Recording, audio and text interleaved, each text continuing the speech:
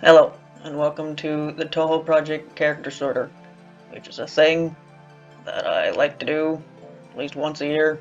I've done for the past 5 years because I think it's neat to do it and see how my opinions of characters have changed over time. And I figure that since I make commentary videos now, I think I've been doing it for like over a year at this point, I figured I could just, um, go through a character sorter while, commentating. And what that basically means is I'm going to use this as an excuse to give my thoughts about the characters in the series and have it all bundled into one place, and the sorter will just kind of be a fancy dressing on top of that. So, yeah, about a week ago, as a test run for this to see how long this might take, I did a similar thing I did a linen character sorter, and despite that fact that series has way less characters and even less characters that I have anything to say about, it still took an hour and a half. So, judging based on that, I'm going to just assume that this is going to take at minimum like 3.5 hours, probably more than that, and I am highly unlikely to finish it in one sitting. But I think this thing saves, so it should be fine. I should be able to finish this later, and if it doesn't save, uh-oh. But yeah, when I did that, I kind of spent like 8 minutes or something, like yapping about how I got into the series. I'm gonna try to be a bit more brief with that, because I want to talk about that for a bit to give some context to my opinions, I guess. So I got into Touhou in like late 2015 from the music, like how a lot of people do, and eventually I learned more about the series as time went on through the games and stuff, and it was around like 2020 where I actually like went and read like all the written material for the series, because beforehand I assumed it wasn't freely available, and then I found out it is very easy to read on the wiki. So I did that for like, took me about a year to do that, and then I made sure before I did this that I was up to date on like the current written stuff. I did that like 2 days ago. So, and then over the years I've like learned a bunch of like random tidbits about this series lore and stuff, but I don't have the best memories, so a lot of it I might have like misremembered or misconstrued, so that's probably going to contribute to some of the things that I say in this. So I've said this in previous video, I'm not a very good source of Touhou lore. I'm very bad at it. I misremember a lot of stuff, but me misremembering it is still gonna cause my opinions to be what they are. And I guess when it comes to like fan material and stuff, most of what I've seen from that is fan games that I've played or watched people play.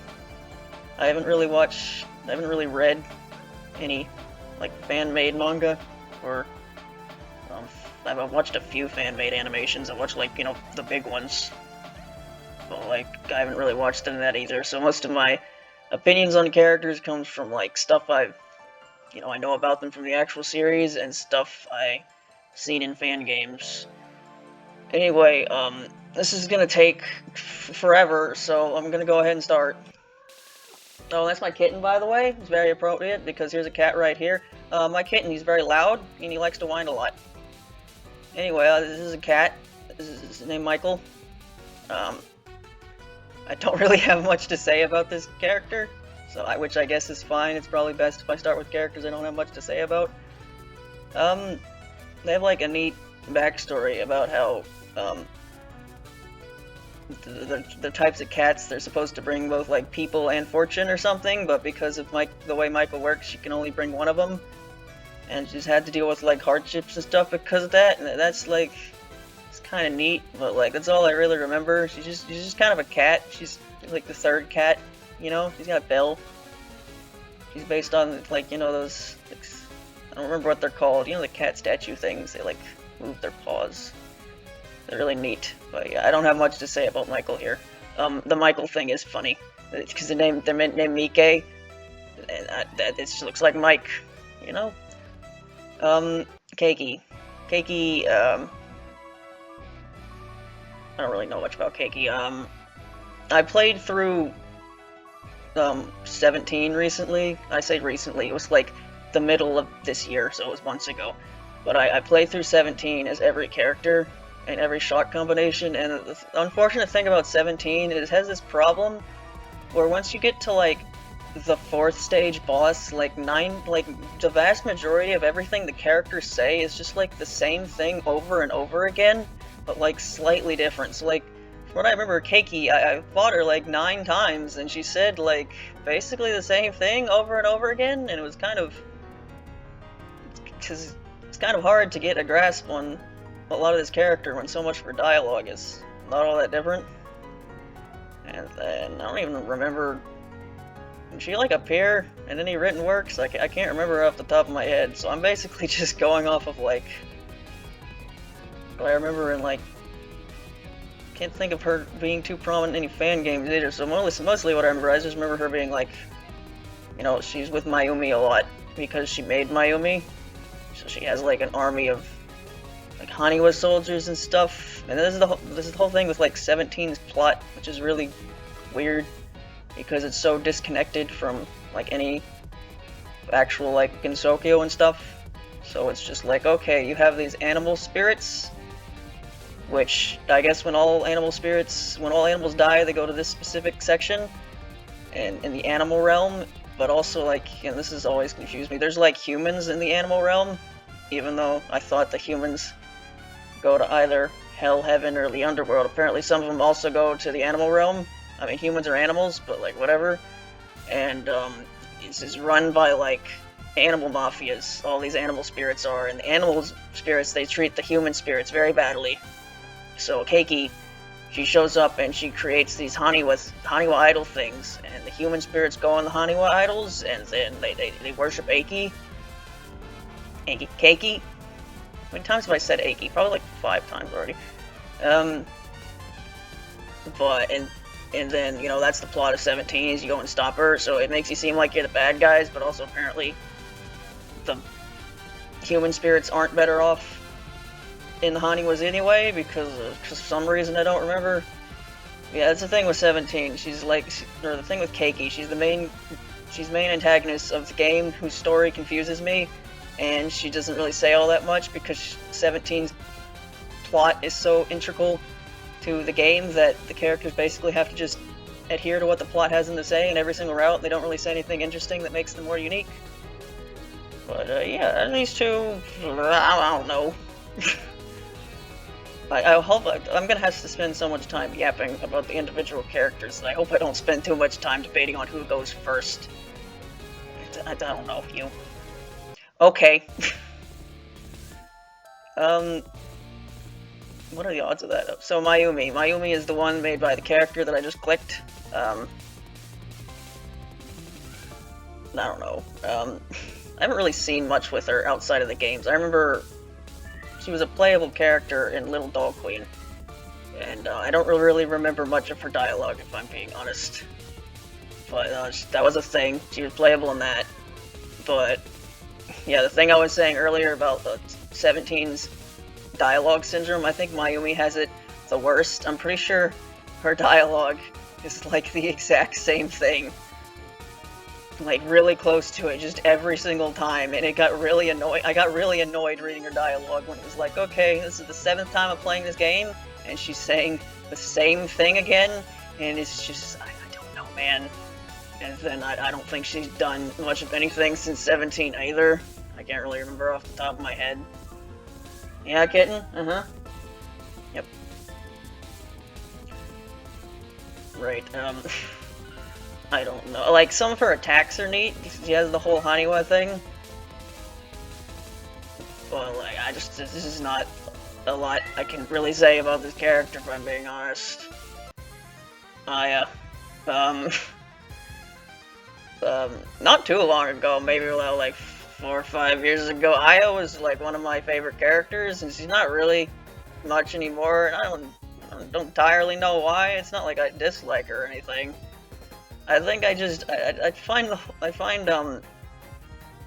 the way Zun's written the Tengu to just be like kind of really uninteresting, because like they're supposed to be this like grand society, and there's like fucking 5 to 7 different types of Tengu, and there's they have this really shitty class structure and all these things, and then you don't see like any of that because out of all the Tengu that Zun's made, you have Momiji, who's not a character, she's a sprite that was given character by fans, and then you just have 3 Crow Tengu, and like Aya's by far the best one, but she's still just like, I don't know.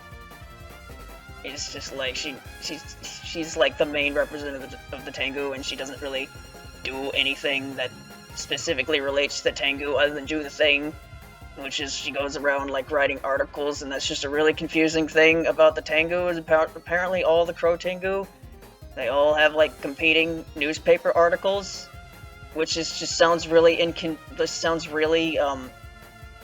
like, how does that work? Like, their whole thing is supposed to be like, oh, they control the flow of information in Gensoku or some shit, but like, if every single Crow Tengu is writing competing articles, they're trying to one-up each other, how is that maintained in any way that makes sense? I don't know. I might be remembering this wrong too, it might not be every Crow Tengu. But yeah, that's Aya's thing. She goes around and she annoys people to get interviews out of them, and she's really strong because if she wasn't really strong, she wouldn't be able to, you know, get interviews out of the more powerful people. And right, yeah, the kitten is distracting me, I'm not gonna be honest. I'm having to do this with, like, no music. I'm gonna have to edit music in post here. That'll be fun. But, my recording software doesn't really allow me to listen to music, so I'm just, like, the kitten... It's hopefully a lot louder to me than it is to the final recording, but, like, what was I even talking about? The kitten completely distracted me. I don't know, she's fine.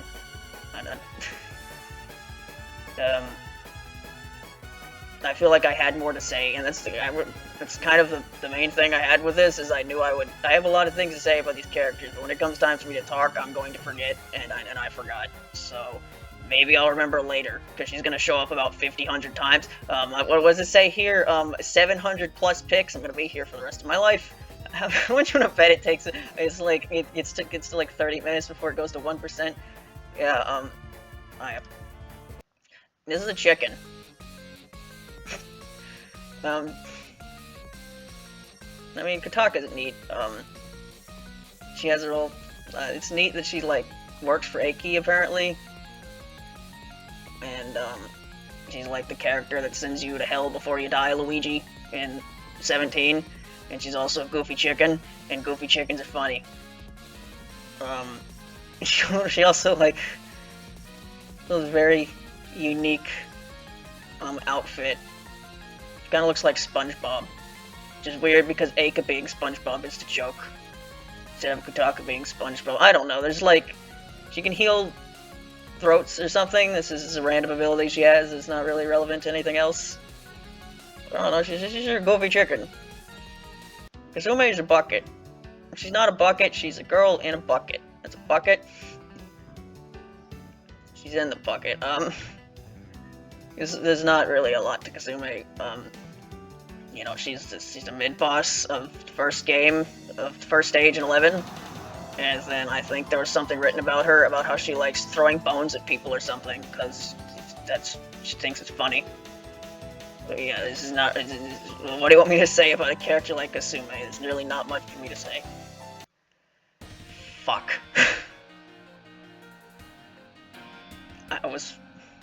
I was hoping you'd show up later. I've been at this for less than 15 minutes.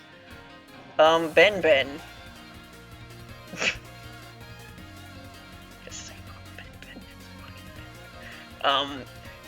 and Yatsuhashi, they were like, it's in 14, Zun was like, remember the Prism Rivers? Here's them again, but there's 2 of them and they play guitars or something.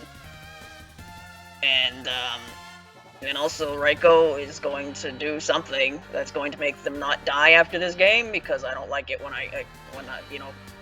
Zone doesn't like having his characters just disappear at the end of games, so he has reasons why they don't. So, Reiko did something to make Ben and the other one not die, so they're not dead, but also Reiko doesn't hang out with them anymore, even though it seems like that was going to be a thing, because now Reiko hangs out with the Prism Rivers. So Ben and Yatsuhashi, they just kind of exist. They certainly exist. Right. Okina Matara. Um, yeah, I guess the spoilers for the final results of this. This is my least favorite character in the entire series. I hate this character. Um, and I have like multiple reasons for that, and I kind of, where do I even begin? Um, like I guess the first point I have, which is the biggest reason for why this is my least favorite character. So I guess also spoilers for the end. An's my favorite character. We'll get to her eventually. And the thing about Touhou 16 is, you know, Okina over here, she sort of created An. Sort of. It's really weird how it works because in Touhou, like, objects have spirits or something. So Okina, like, used her super door powers to turn An from a statue into An. And when An talks about it in the Gassen manga, which I'm going to call it because I don't want to say Wild and Horn Hermit for like 50 times, she has memories of when she was a statue. So it's like Okina sort of created An, but like not really. But like anyway, so when you read that chapter in the Gassen manga, you find out that even though Okina like created An, she didn't like talk to her at all until the events of that one chapter where Okina goes up to Reimus' shrine at a party or something, and then An goes up to her and she's like, "Oh, you're the person everyone's been talking about. I heard about you from Rainbow." So An has no idea who Okina is, despite the fact that she's the one who made her. And so Okina, you know, she goes up to Rainbow and she's like, "I'm so fucking cool, Rainbow. I could make all the Gensokyos change to my whims." And Rainbow's like, "If you do that, I'd have to kill ya." And she's like, "Okay, I guess I won't do that then." And then she like explains like what An is. She's like, "Yeah, I created this thing." And then she like takes An. She's like, "You look at this, Rainbow. I can create life. I'm so fucking cool. I can do whatever I want. Fear me." And then she leaves, and then presumably never talks to An again. And I actually like looked at. I might like put that panel up on the screen while I'm editing this. But one thing I've noticed about that one panel with Okina and An is, you know, An is like smiling from ear to ear in like almost all of her art in the Gazen manga because she's just a bundle of joy. And in that one panel, she looks like, I don't know what to describe, like surprised or like maybe like slightly uncomfortable. And maybe this is me looking a bit too into that, because she might just look like that because, you know, Okina might have put her, like, grabbed her suddenly and she wasn't expecting it. But, you know, An's not the stupidest character around, so she might have, like, actually listened to what Okina is saying there and basically realizing that the only reason she is currently alive right now is because Okina made her so that she could use her as a prop at this one moment where she's bragging to Reimu about how fucking awesome she is. So, yep, and I just find that, I don't know, like, really despicable. Like, you just, like, created someone for the sake of showing off in one moment, and then you just kind of fuck off and presumably never talk to them again. And I feel like that says a lot about Okina's character, where she just, like, will casually do something like that, just for the sake of bragging about something. Yeah, that's like the main reason why she's my least favorite character. There's like some other things, because like in the fairy manga, you know, the one that's Sengetsu Sei, is that how you say it? I don't know Japanese. That's my favorite manga, by the way, because it's just about the fairies of light being goofballs the entire time, and then in the fourth one, Clown Piece becomes a friend, they're also goofballs. And here's the thing about Touhou manga, a lot of the ways they end, because a lot of Touhou manga is kind of slice of life stuff, but they all feel the need to have some sort of ending that has some sort of, like, tension. So a lot of them, they just kind of, like, have something show up in the last couple chapters out of nowhere, and a lot of time it just comes off as, like, kind of jarring, and it's like, what did I read? That's what happens in the fairy manga. So in the fairy manga, you know, 90% of it is just slice of life, whatever, and then near the end it's like a bunch of fairies are being turned into crystals or something, and Clown Piece, she tries to figure out what's going on, and then like basically Hikatia, Clown Piece's boss, she wants to take the fairies and put them into hell to make hell more lively or something. And like I don't exactly remember this, so I might be wrong about this, but I'm pretty sure Clown Piece, she tries to help her fairy friends have that not happen, so she like blatantly goes against what Hikatia was probably telling her to do, which I think makes, which I'll probably talk about this later, makes Clown Piece a pretty great character, because like how many characters in this series would actively go against like what their boss is telling them to do for the sake of their friends? I don't think many of them would, but she did. Anyway, Clown Piece, she wants to help her friends, so she does. So they try to figure out what's going on. They find out what's going on. I think Okina just like kind of shows up and tells them the answer. I don't really remember, but it turns out that Okina is turning the fairies into crystals because she wants to like have Hikatia not take them to hell or something. So Clown Piece and friends, they're like, okay, we're gonna stop you, and then they get their ass beat because they're fairies. And then Okina does the very iconic thing where she grabs Clown Piece by the neck and threatens her. Really cool, Okina. And I think the way that ends is Clown Piece basically goes to Hikatia and she's like, don't do that because I think the powerful people who won't want you to do that or something. I don't remember, it's been a while since I've read this. And Hikatia goes, okay. And it's just really stupid. Because the way I read this is basically, because if you don't know, Hikatia is the most powerful character in Touhou because Sun said so in an interview once. Very good way to build lore for your series, is just say important stuff like that in interviews. Besides the point. So Okina here, she needs to stop Hikatia, but she couldn't directly stop Hikatia because, you know, she's not as powerful as her. So what does she do? She takes her clown child, threatens her life, and says, fuck off. And that's what happens. And, like, I like Clown Piece a lot. So you see a theme why I don't like this character is because she's terrible to characters I like. And then, you know, it just kind of ends. And the fact that that doesn't help, like, the Three Fairies manga is my favorite manga, and it just kind of ends with Okina showing up and being Okina, and then she leaves, and it's like, well, that's great, I'd rather literally anyone else be involved in the finale of this manga, but whatever. Do you know another thing about Okina? I'm gonna talk about Okina for like 20 minutes. If you don't know, I don't like this character. That's the thing with characters. I noticed that about this in the Lennon Sorter too. When it comes to characters I like, I can just be like, you know, I like this character. When it comes to positive things, I just kind of go without saying, you know, I like this character, and that'll show in the results. When it comes to characters I don't like, I kind of need to explain the many reasons I don't like them. Because in Touhou 16, one of the things about what I remember, Okina's like two main goals in 16 was to, one, show up and show how cool she was. Be like, yep, Tengu and shit, don't get uppity because I'm more powerful than you and I'll beat you up.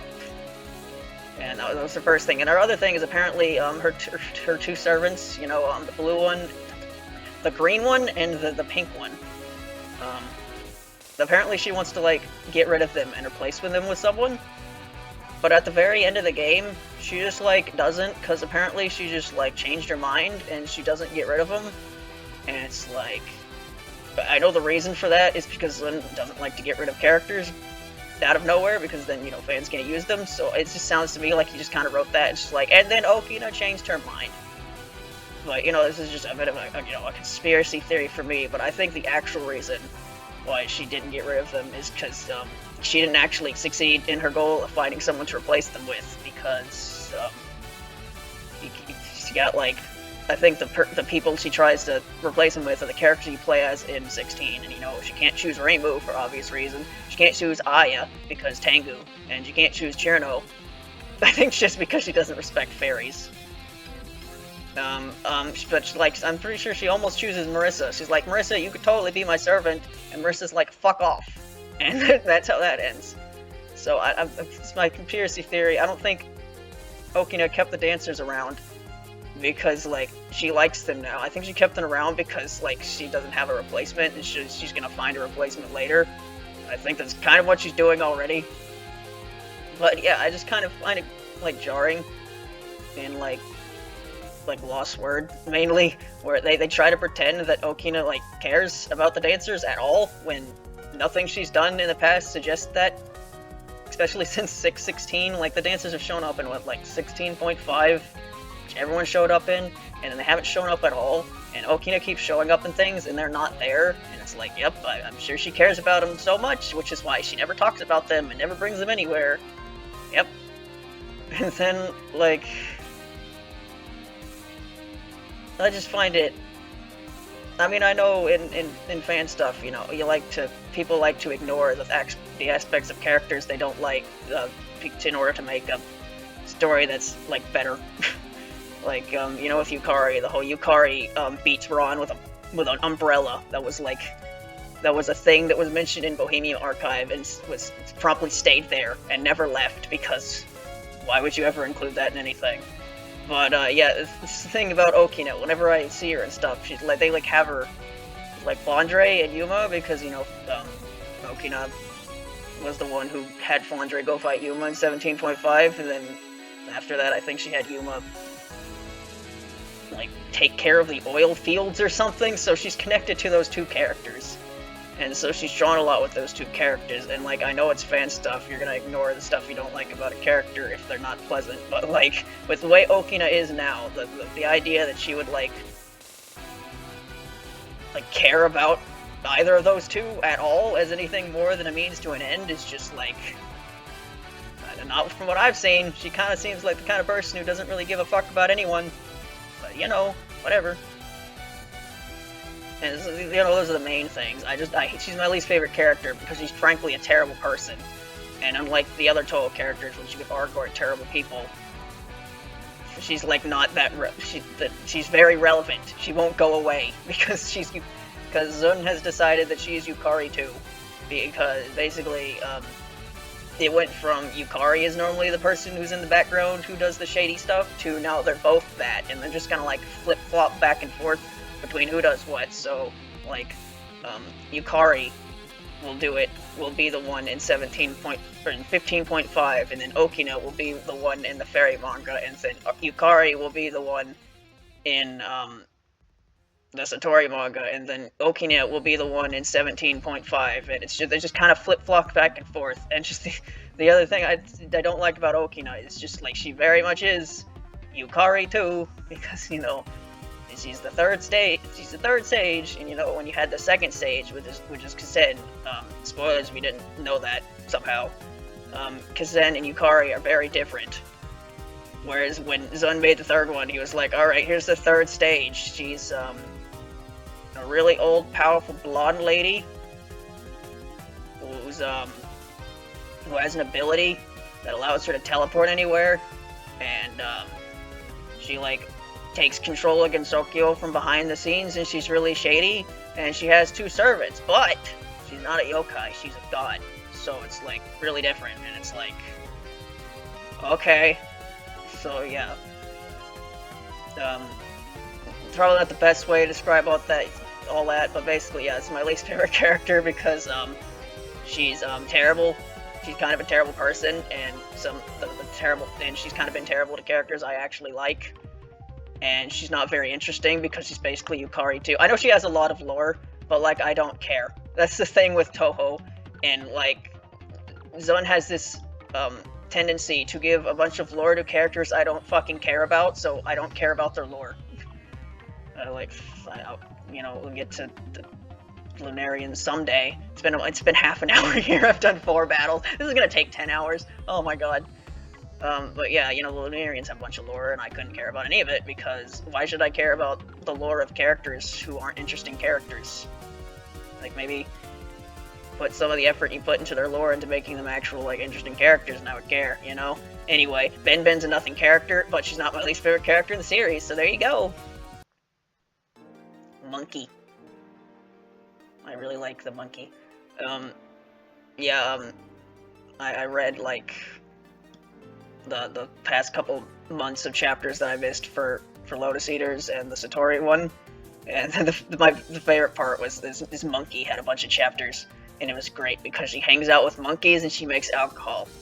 It's just great. And also, it kind of confuses me about the current state of this character, though, because I thought at the end of 19, like, she was still working for Yashie, but it seems like she kind of just lives on the mountains and makes alcohol now, so I don't know what's really going on with her character. Maybe it'll be explained later, maybe it won't.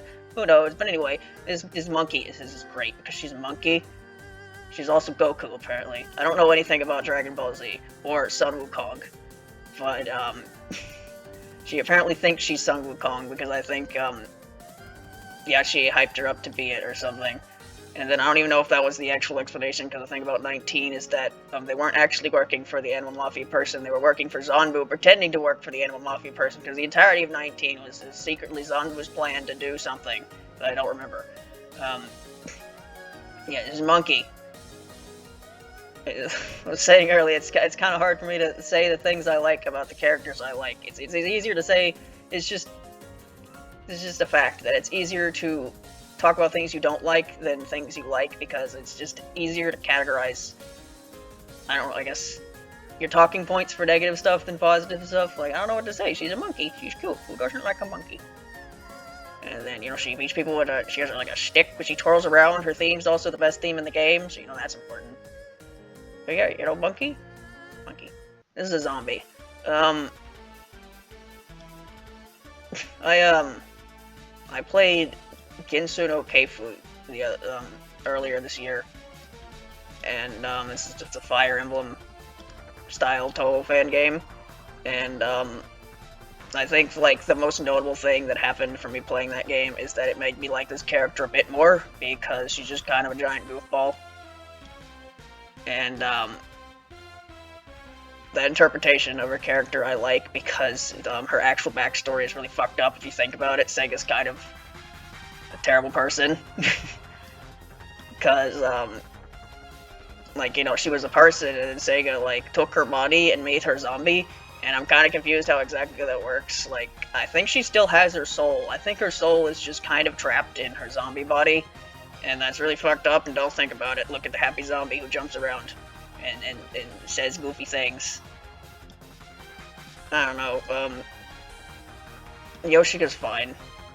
She's really not much, she can't really do much, because she's, you know, a mindless zombie.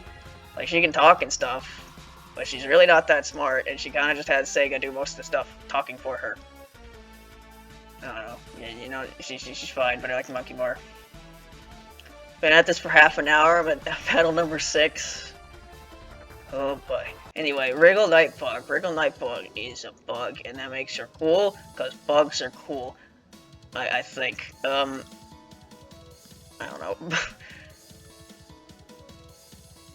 Yeah, Wriggle's just... I mean, she's a character, I guess. You know, she's a character that gets to hang out with other characters a lot in fan stuff, because she's part of the Cheerno squad, or whatever. But, on her own, I don't know. Like, she does the funny wriggle kick thing, that's funny. And she has a cool cape, that's something. She's really great in Reimus Awesome Holiday, because she gets turned into a fucking superhero. That was pretty great, but... Wriggle herself, I don't know, she just... You know, she's one of the earlier Touhous, so she's in a lot of stuff, but, like, she's kind of there, you know? Sukuna. Sukuna is an interesting character, Sukuna is, because, the whole thing about 14 is how, she was tricked by Maseja to cause a revolution or whatever, because her past, like, Seija lied about it or something. So she, like, so she does that, and then Reimu, she beats her, and then, like, locks her in a little cage for, like, a couple days, and then lets her free, and then I think she still hangs around the shrine sometimes, but also she, like, has a giant castle that she lives in. I don't really know where she spends most of her time, but, like, then you have 14.3, where, you know, you play as Seija trying to lead the revolution or whatever. Whatever the fuck Seija wants to do. Seija's a weird character who kind of just exists for, like, chaos sake or something. But then, you know, you fight Sukuna, and Sukuna's like, come on, Seija, you gotta stop. And she's like, nope. And then you fight, and then that's over. So it seems like there's some sort of, like, like tragedy to that at first, where, you know, Sakura, like, she was just, like, lied to, and she didn't really mean to cause mischief, and when Seija continues to cause it, she wants it to stop. And then that's what it was for a while, and then, like, and then just, like, in the what is it, the Sumireko fireworks thing, it's suddenly revealed that, yeah, even though all that stuff happened, Sukuna and Seija, they're still friends, it's fine. It's like, what? Okay, so, and then you see how the way she acts in the fighting game, she's kind of a shithead. She's a troublemaking shithead. Which is fine, it's just kind of jarring, the way that was set up. Very much feels like this character was going one way, and then the character is going another way because they decided they wanted to write her this way now. And then there's the whole thing in 15.5 where, like, I think the dream version of Sukuna and the actual version of Sukuna, they got swapped, so, like, the actual Sukuna we've seen since 15.5 is actually the dream version. But apparently that also doesn't matter, because if that happens, like, they'll slowly take each other's places and change to how they were before, to where it doesn't even matter, so, like, what was the point of that happening in the first place? But, I don't know. She's really small, and that makes it, makes for really unique fan art, you know, because you can have her, like big landscapes and stuff. Yeah, she's really neat for, like, fan art when it comes to perspective and stuff. But as a character, like she's fine. Aren't these both cows? What? Right. Kane. Man, Kane's such a neat character, but she's just, like, so underutilized, and I don't know why. You know, she shows up in 8. She's hidden the village because she has the ability to alter history. So she altered the history not being there. So that's what she does in 8, and you find out she's actually a teacher for the human village. She teaches all the kids in the human village history, and I assume everything else, because it's an old-timey school where one teacher taught all the kids all the subjects. So that's, you know, Kane's the teacher, and she's also really important to protecting the village and stuff. And she has a unique ability to turn green on the full moon, and then she can create history. No idea what that means. It sounds really vague. And then and then people like to draw her headbutting things when she's green. And then she's best friends with Fujiwara no Mukao. And, you know, she's got a lot of things going for her, but despite the fact that she's such a, like, you know, important character to the village and stuff, she's literally the first character you meet that's related to the human village. She just doesn't do anything, and I don't know why. There's, like, if you're gonna take, like, all the Touhou manga and just, like, compile how much percentage of it takes place in the human village, it's a very high percent. A lot of shit happens in the human village. Kane is one of the most important characters in the human village, and she doesn't show up. She just doesn't. So there's, like, a part in Forbidden Scrollery where she's, like, in the background because a fox kid wanted to go to school or something, so she had to be there because it literally took place at a school, but she didn't say anything. And it's just like, why? Why is it? It's like, how? I can't. Do you just not want to write her doing anything? Because how do you write this much stuff happening in the human village and just ignore her? I don't know. It's just really baffling. But, you know, I like Kane. I just find it really weird how she's, like... And I remember in, I'll probably talk about Fantasy Maiden Wars a lot because it's a thing I've been watching be played over the past couple years, and it finished recently. In that, Kane's, like, one of the most important characters there because, you know, she's, like, basically, like, Reimu's second command or something for that entire story, so she talks a lot, and it makes sense why she's important, because, you know, she's an important character to the human village, which is, like, the most important area in Touhou, but it's just an actual Touhou. She doesn't do anything. It's really weird. For me. Right, so here's the thing. I've come to realize recently that there's a lot of aspects to Touhou lore that I just don't like, because I just find it to be, like, because the whole thing about Touhou is they're supposed to be, like, they're, like, mythological creatures and stuff, mostly ones based off Japanese folklore, that are turned into cute girls and they shoot bullets at each other. And then, but what Zun likes to do is he likes to go, even though he likes to take, like, some of the, like, darker aspects of those mythological creatures, and still try to include them in his Cute Girls Shoot Bullet series, which sometimes works, and sometimes I don't think it does. Because, you know, these series, it's you know, like, first example I can think of is, you know, you have Kappa. Kappa, like, drown people, because they're based off the fear of drowning. But, like, I don't think actual Kappa and Touhou, like, drown people, because, like, why would they? Like, they might have done in the past, but yeah, that's the thing. And sometimes what I'm basically saying is Irumi here, her thing is it's a stone baby, right? That stone baby, it's stone baby Luigi. She chiseled it. I drew that once in a Discord server. You're never gonna see it. And what she basically does is she takes that stone Luigi baby, she gives it to like people, like fishermen and other people on boats. She tells them to hold the baby, they do, and then the stone causes them to immediately sink into the water and drown. And so this is character's used to be this character's entire thing, that she goes around killing people. And then now in current Touhou, she doesn't do that. Not because she had any sort of change of heart or anything. It's because she's literally just not allowed to do that, because you can't kill the humans in Gensokyo, because they're needed for something fear, something yokai. I don't care. So that's a really bizarre backstory to give your character, is what I'm saying. It's just like, yep, this character used to kill people, and now she doesn't, because she's not allowed to, and now she fishes, and that piece of backstory I'm just supposed to ignore. Be like, yep, good old Irumi used to kill people. Ignore that. And you know she hasn't had any actual change of heart, because one of the most memorable things about this character is a really bizarre scene in 17, where I think you play as, like, Marissa Otter or something, and, you fight Urumi, and Urumi literally gives the fucking baby to Marissa, so she was, like, she literally tried to kill her at that moment, and then it doesn't work, because in this really bizarre moment, Marissa just has superhuman strength, so she's strong enough to lift the stone baby, and so she's fine. So it's just kind of passed off as a joke, and it moves on, and it's just like, what is happening in this scene? Are you telling me Marissa has had superhuman strength this entire time? I feel like a lot of things that have happened in the manga would have gone quite differently if Marissa actually has superhuman strength.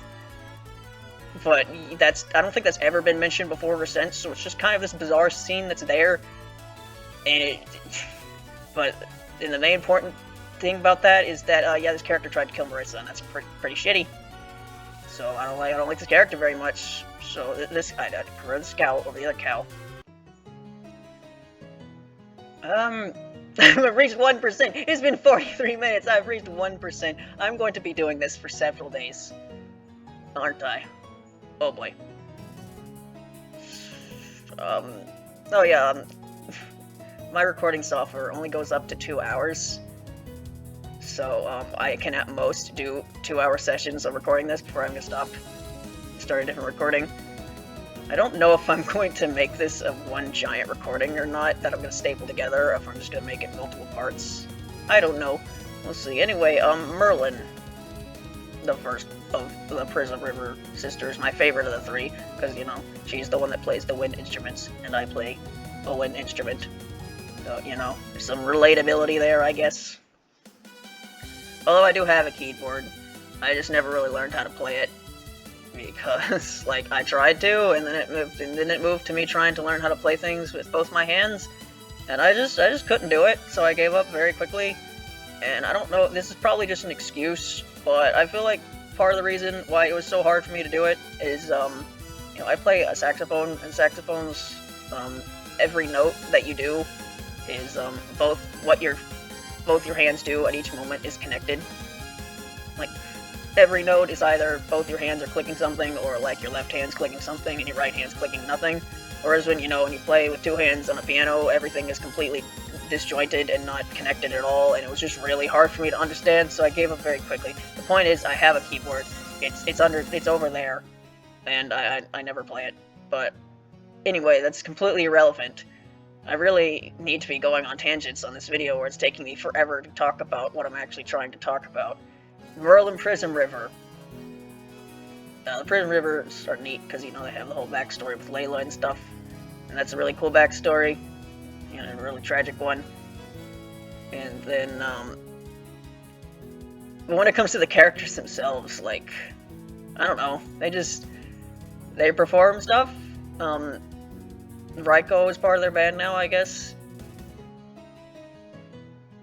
Yeah, most of what these characters have to deal with Layla, because, that was their whole thing with Aki. How they have to, like, find a new reason for existing because they don't remember Layla or something. But for actual characters themselves, they just kind of go around doing performances and stuff, and Merlin dupes the horn, and that's why she's the best one, because she duped horn. Medicine. I like Medicine, I guess. I don't know if I like her that much, but... the funny thing about Medicine is apparently Medicine has, like, from what I've heard, she has a bit of a reputation for having, like, really annoying fans. I've never seen that personally, but that's what I've heard from other people. And I think that's funny, because the only time I've ever interacted with a Medicine fan was when, the creator of Little Doll Queen left some comments on my videos, and they were very nice. So I just find that ironic.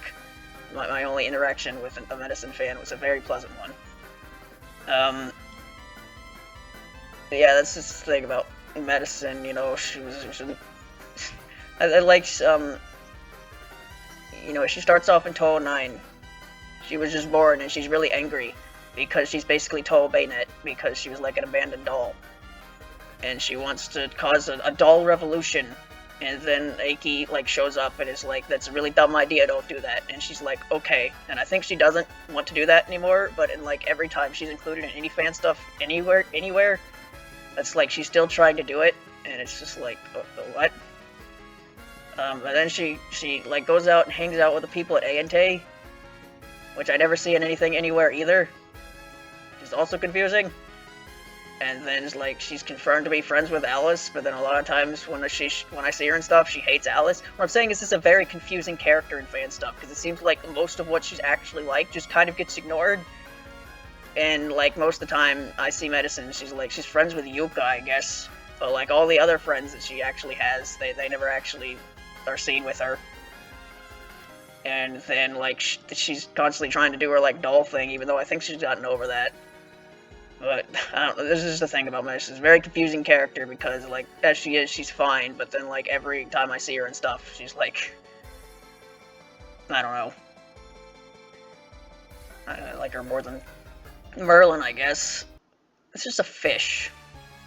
It's just a great catfish.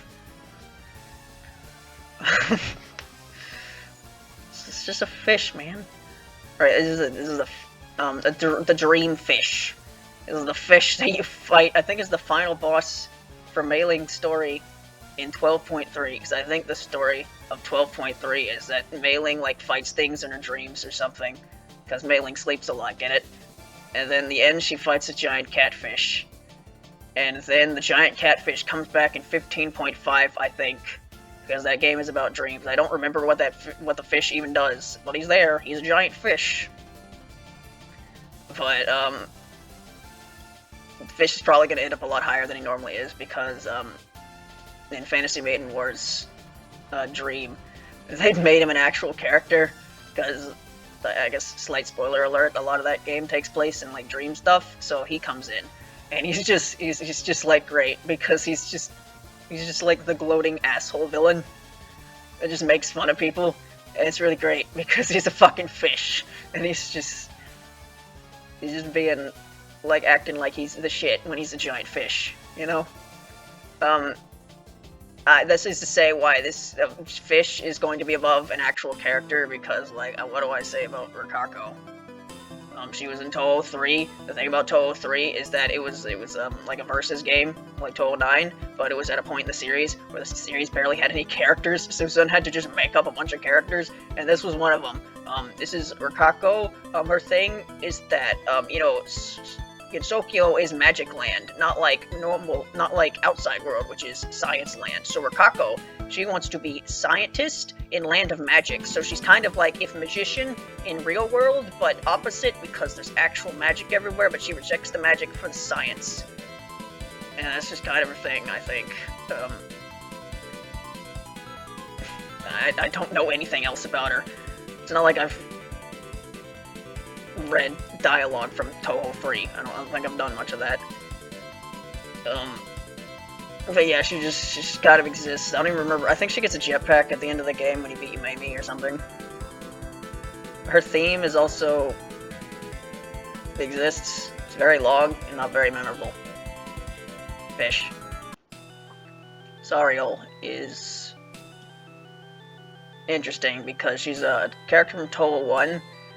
And the thing about Touhou 1 is, like, it's completely disconnected from, like, the entire rest of the series, aside from the fact that Reimu and Mima appear in it.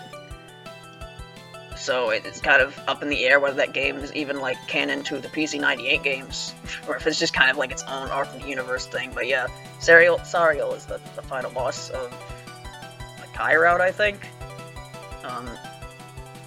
Her theme is really good. Both of them. You know, she's cool, she's a giant angel of death, that's pretty metal. I'm pretty sure Sariel is the actual name of an angel from the Bible, so, you know, there you go, you get your biblical references. But, yeah, she's not really a character, she's just kind of a sprite of a boss that you fight in a game that's not canon to the games that are questionably canon to the current games, you know? Seija.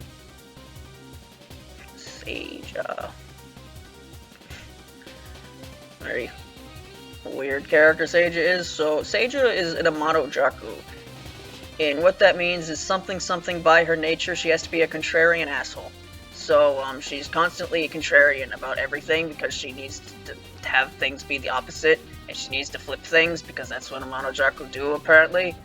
So in 14 she tries to disrupt the social order, not because of any like actual ideological reasons about tyranny or anything. It's just because she wants the people that are currently at the bottom to be at the top, and the people at the top to be at the bottom, because flipping. The whole joke is flipping. Her entire societal upset is for the sake of flipping. Any like, you know, meta commentary about, oh, well, you put these people at the top, and suddenly they're oppressing the people that were oppressing before. You're just creating a giant cycle of none of that matters. The joke is that she flips society. And that was 14. You know, she lied to Sukuna, but, like, they're friends now anyway, apparently. So, you know, she's with Sukuna in, like, most of their fan art. Which is probably, like, the reason why... Probably most of why anything I would like about her is because, you know, she's with Sukuna, who I like more. But, you know, yep, that's Seija. She's just kind of like a bit of a joke, because 90% of any of the time she's in anything, she just makes jokes about flipping things.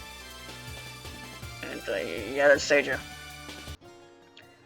Lily White. Lily White. What's there not to love about Lily White? Lily White, you know, she's great. She's a happy fairy. She goes around announcing the spring, and then sometimes she wears black, and she announces spring when Aki's around, and that's what happened in 9. She's a very simple character. You could almost say she's barely a character at all. But she's great, because who doesn't love a happy fairy who goes around announcing spring and being very happy about spring? She may or may not even be able to talk. She might just be like, she might just say it's spring like she's a Pokemon, that's all she knows how to say. Who knows, maybe, it's very up in the air. I don't think so, I think she actually can talk, and I'm just making a joke here. But yeah, Lily's great. And Lily will probably be decently high up compared to a lot of characters that I say a lot more about, but that's just the nature of this. Like, when it comes to the characters I like, what do I say? I like the character. Raisin. Udongin. Inaba. I like Raisin a lot. I think her backstory is cool, even though I still find it bizarre, where it's like, you know, Raisin, she was a top moon rabbit chosen by the Watatskis, and she has this really cool power where she can cause insanity because, like, moon rabbits are written in this really weird way where most of them are just normal common soldiers, but then the ones that Zun wants to make into actual characters, she just gives abilities to, and it's not explained why these moon rabbits have abilities, but they do. But anyway, Raisin has super cool insanity-causing abilities, and that causes her to be chosen by the Watatsukis as a pet. So she is the pet, and then she's supposed to be, and there's supposed to have a lunar war against the Apollo 11 crew when they landed on the Earth, or when they landed on the moon. And it's like, what the fuck does that even mean? So, Buzz Aldrin and Neil Armstrong, they landed on the moon to pitch a flag, go one small step for man, one giant leap for mankind, that. And somehow that was, in somewhere in Touhou lore, a war between those two, and a bunch of moon rabbits happened, and moon rabbits may or may not have died there. I don't know, because I think it was implied in, earlier versions of Raison's backstory that, some of the people she abandoned died, but I think that was retconned anyway, so maybe nothing happened at all. Maybe a bunch of rabbits were, about to shoot Neil Armstrong, but then he left. That's what happened. Also, apparently there's some lore about how the government,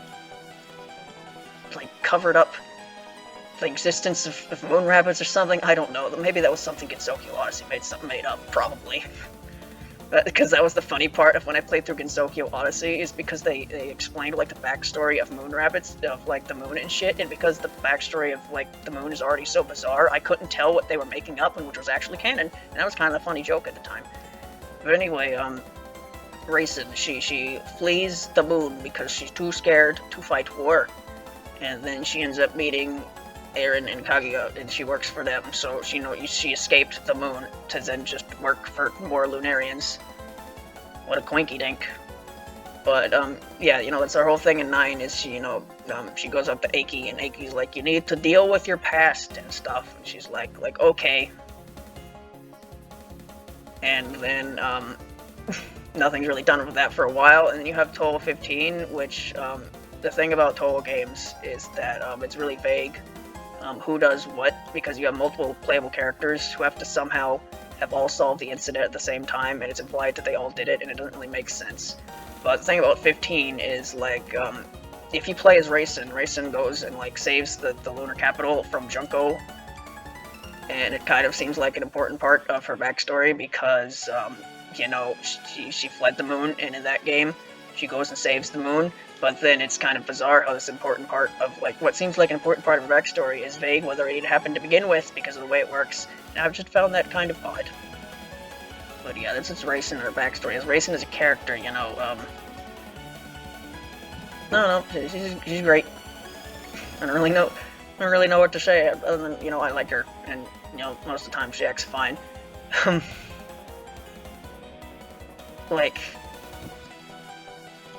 There was that fucking moment in Shining Detective where she goes off on a fantasy about a fucking lunar torture chamber or something, and it's just one of those moments where I have to read that and it's like, what the hell am I reading?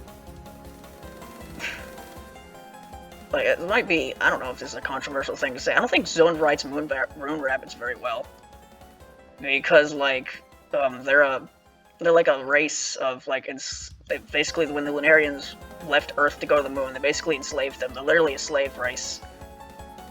And, that's really, dark and fucked up, but, anytime, you see the moon rabbits, in Silencer and Blue and stuff, there's, an attempt to try to cover that up by being well, the moon rabbits, they're actually, really quirky and gossipy and really incompetent. Look how incompetent they are when Yorihime has to deal with them. Isn't that so funny? And it's it's really not making this any better.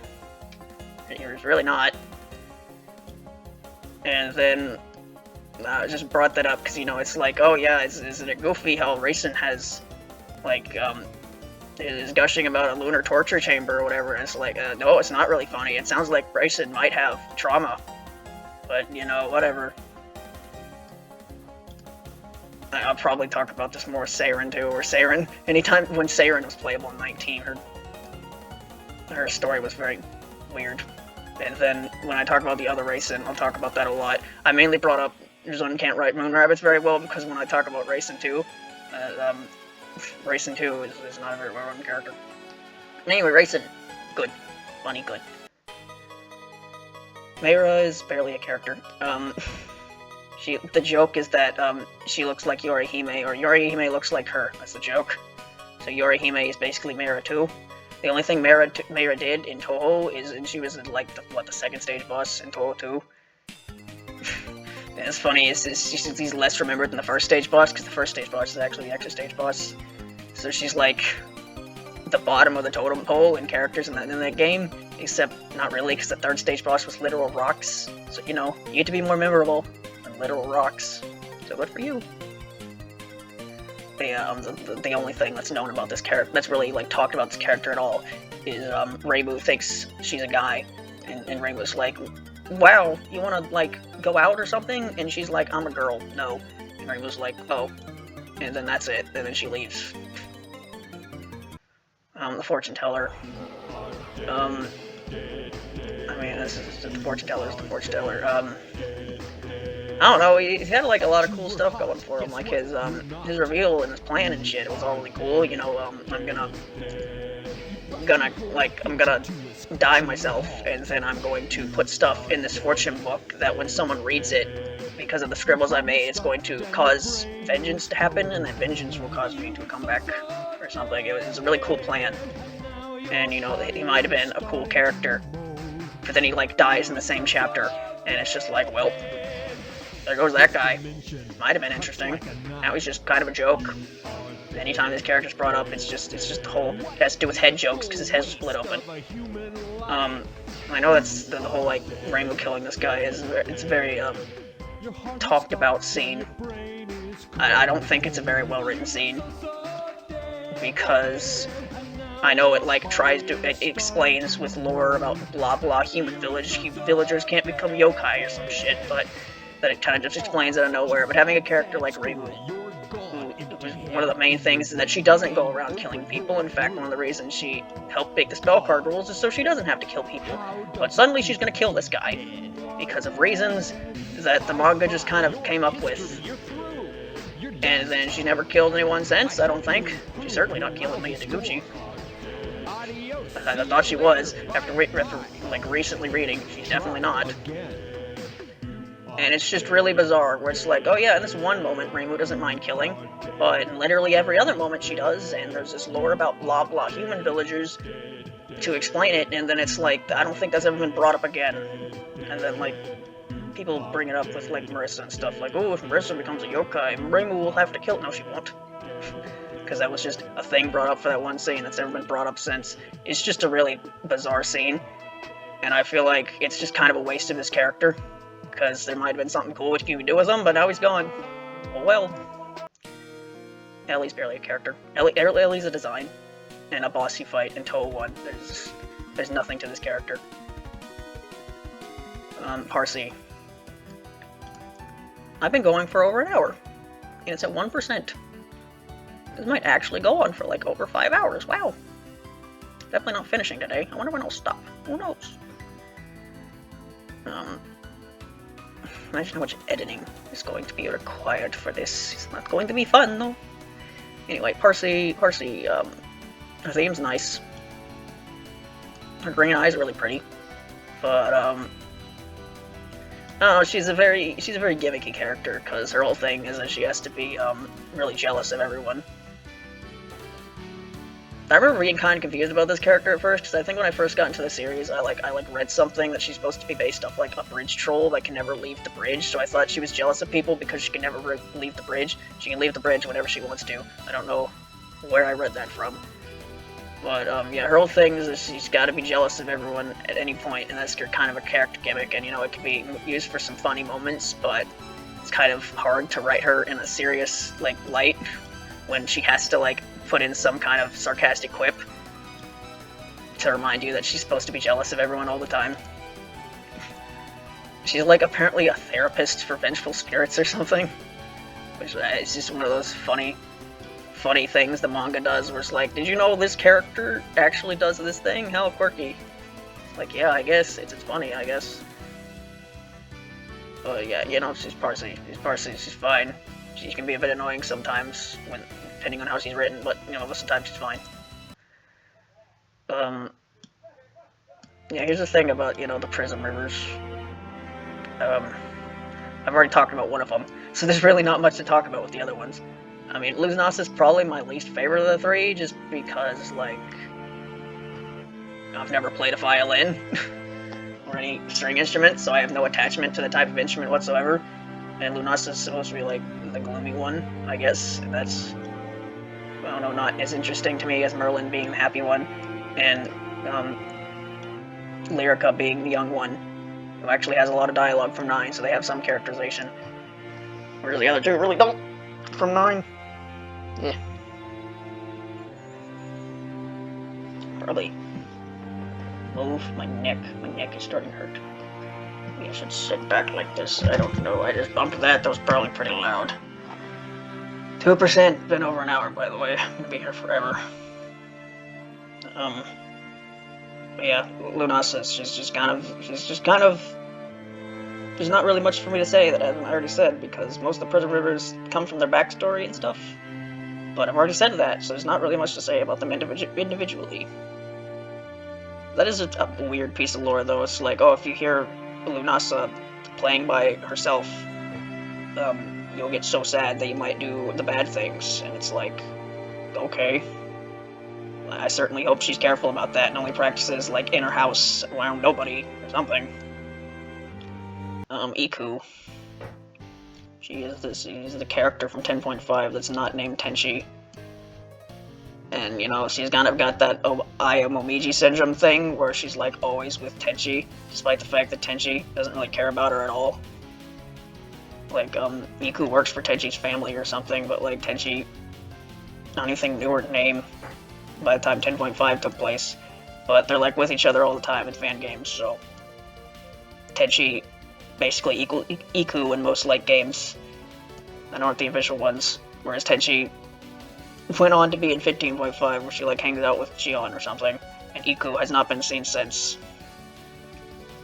But I don't know, Iku, she does the funny disco pose thing. Everyone loves that. And, you know, she's a boss in a fighting game, so, you know, we didn't have fun. I have played, I've played 10.5 and 13.5, the story modes of those. Playing the story modes of the fighting games, especially with a keyboard, not fun at all, actually, so I did not have fun fighting this boss, or any other boss in those games. And apparently her spell cards in Double Spoiler are also terrible, not that I ever actually play that game. But yeah, you know, Iku's Iku.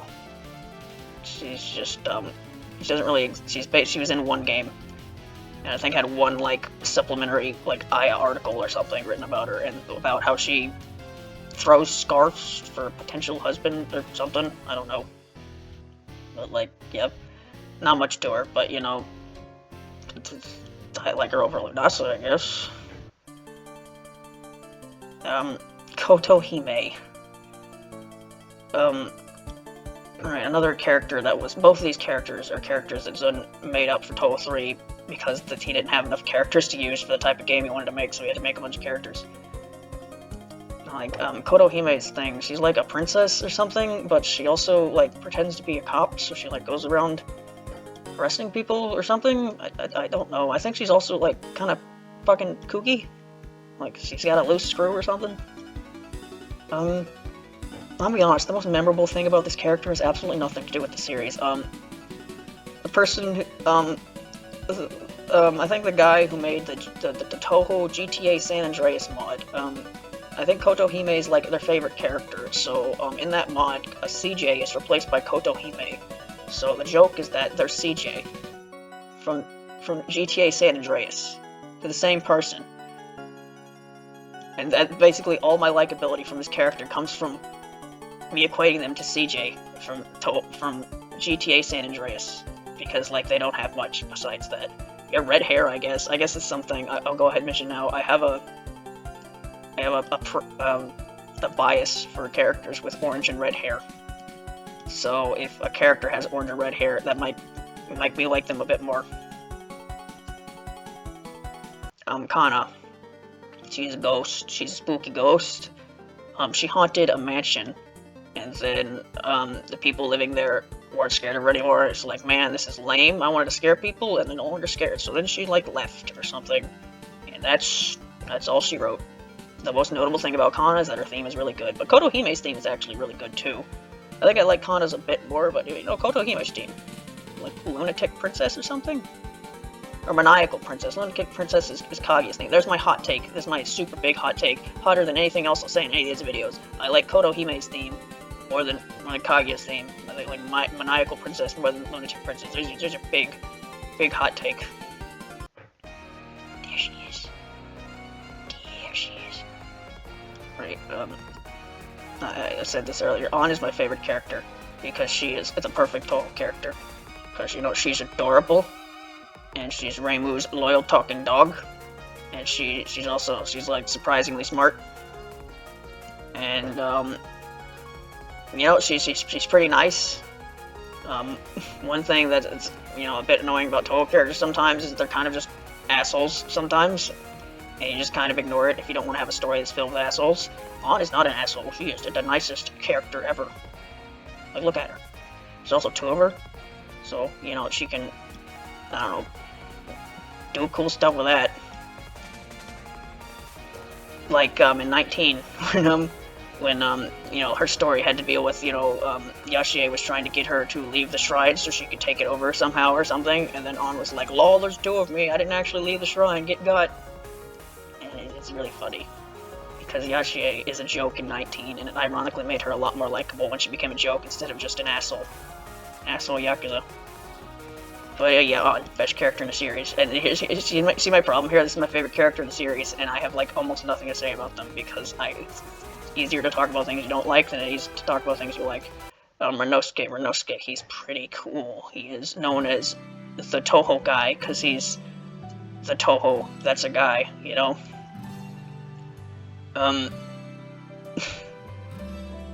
It's like the ironic thing about him is that when I hear people talk about the written works, they say like Renosuke's book is like boring, and it is. It's pretty boring, but I liked Renosuke's character enough and his like fucking inner ramblings of nonsense that I was like able to like it regardless. To where it's kind of I just think it's ironic where out of the Touhou things I read, I think I was more bored reading like Hifu than I was reading Renosuke's stuff, when Renosuke's stuff is supposed to be like the boring thing. But you know, Renosuke, he's great. He's like he's basically the closest thing Marissa has to family at this point, because Marissa like basically abandoned her family because her dad's a jerk. So he's like kind of like her uncle or something. And you know, that's neat. And then I don't know, he just kind of has a tendency to just ramble about shit, and it's just kind of interesting to just see what random shit he starts talking about. And then in fan stuff, they like to say that he's actually super buff, like in Touhou Soccer, where he's just Touhou Soccer and Renosuke is just the best thing ever. But yeah, I feel like I had more to say about Renosuke, but I have forgotten because I've been yapping for over an hour. Ellie. You know, bad apple joke. You know, Ellie, she's a stage 4. Was it 4? 3? Maybe stage 3. I think 4 was Reimu and Marissa. She's stage 3 boss of Touhou 4. She kind of just exists. She's like the gatekeeper for Yuka, but then when Yuka comes back later, Ellie's not there, so it's just kind of up in the air whether she actually even exists in the series' current canon anymore. Yeah, this is another example where Fantasy Maiden Wars is doing a lot of the heavy lifting in my opinion of this character, because I've seen basically nothing of this character up until Fantasy Maiden Wars, where she's like oddly a very, like, not important character, she's a reoccurring character, because Yuka shows up a lot, and then, well Yuka shows up sometimes, and the first time she shows up, Ellie and Kurumi are there, and they're like her servants or something. But then after Touhou 6, like, Yuka doesn't really show up that much, but then these two do. They just kind of, like, go and help, even though Yuka didn't really tell them to, but they're just kind of there, and you just kind of have to accept that, and they're pretty great, from what I remember. Like, Ellie has this whole joke about how, you know, she uses floor tiles, and that's really goofy, to throw floor tiles at people. But, yeah, most of my liking of this character is just from Fantasy Maiden Wars and her dialogue there. Sarah is another character. She's the first boss of Touhou 5. She's like the gatekeeper of Makai or something. I don't know. I didn't read like any of the I didn't read most of the dialogue for Touhou 5. She's got pink hair. That's a semi decently rare hair color in Touhou, I think. Maybe. I don't know. She's a gatekeeper. She probably has martial arts stuff like Mailing does. Maybe. But, yeah. This character barely exists in her own game, and I don't see her in anything. I think she was in the, I don't remember what that game was called. The one, like, strategy, game that Esprit FM played, like, last year or something. I think she appeared in that. I don't remember anything she said. I think she appeared in, Misty Izakaya. I think she's, like, the last, helper you get. But I don't remember anything she said. In fact, I think she just kind of shows up at the end and I have dialogue before that. But yep, sure. Kaguya. I mean, Kaguya is the best Lunarian, but that's not exactly a very stiff competition. You just have to not be unlikable.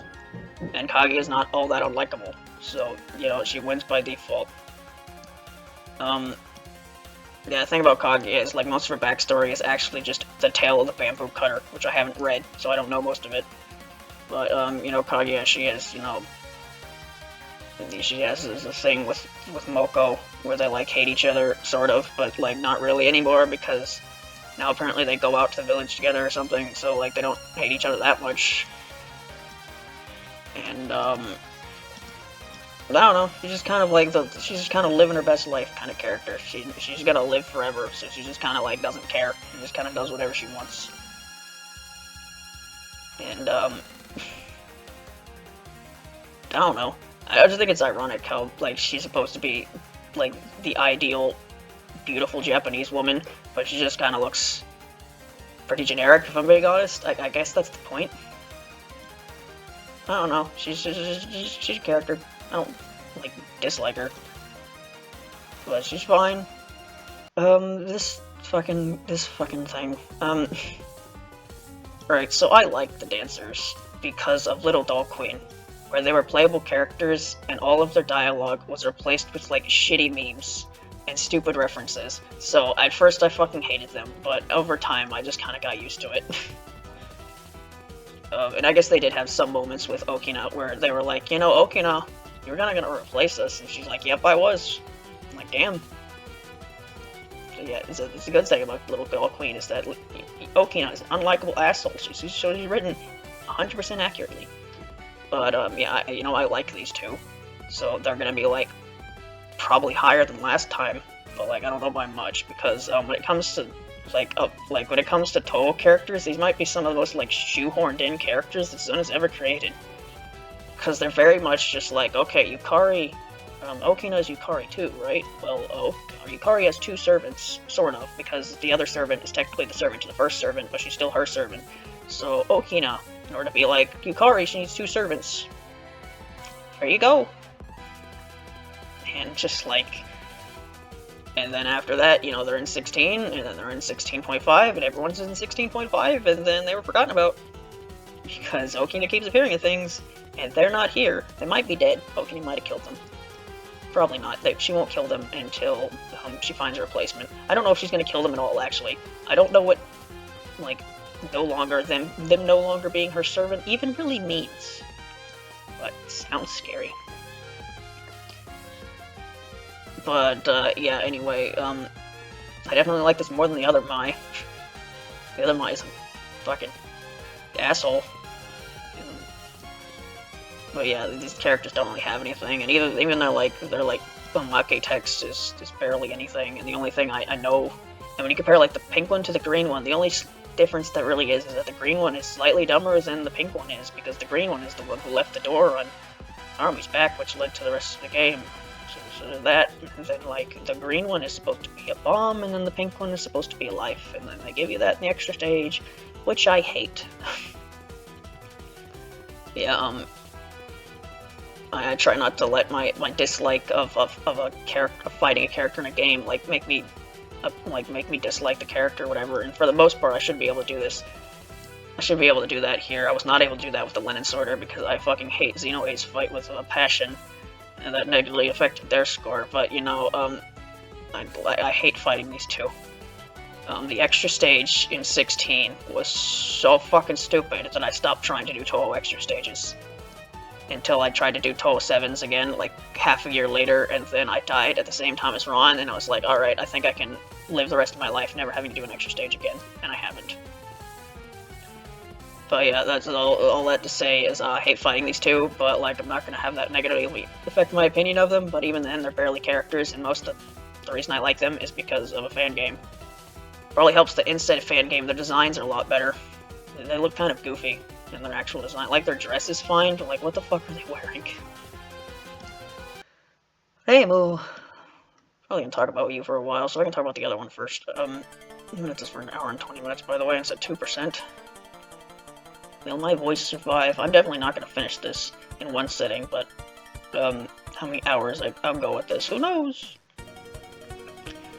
Louise is, like, barely a character. She was in, Touhou. She wanted to vacation to the human world because there was a vacation.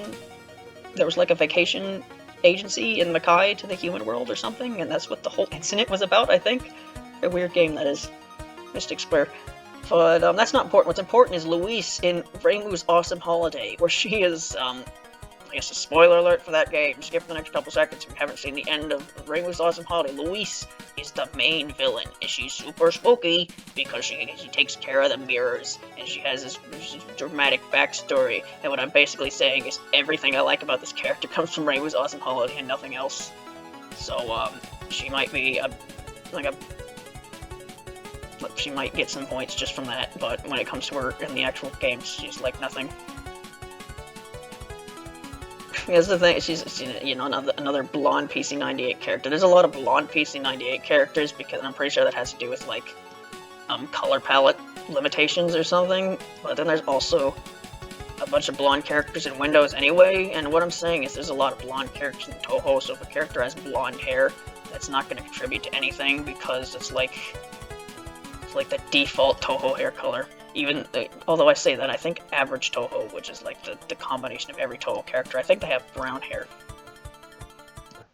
Reimu. Reimu is great. What's not to love about Reimu? She is pretty great series protagonist, because, you know, she can go out and be cool and beat the bad guys and stuff, but she's also a really flawed character who never really learns her lessons, and most of the manga has to deal with her.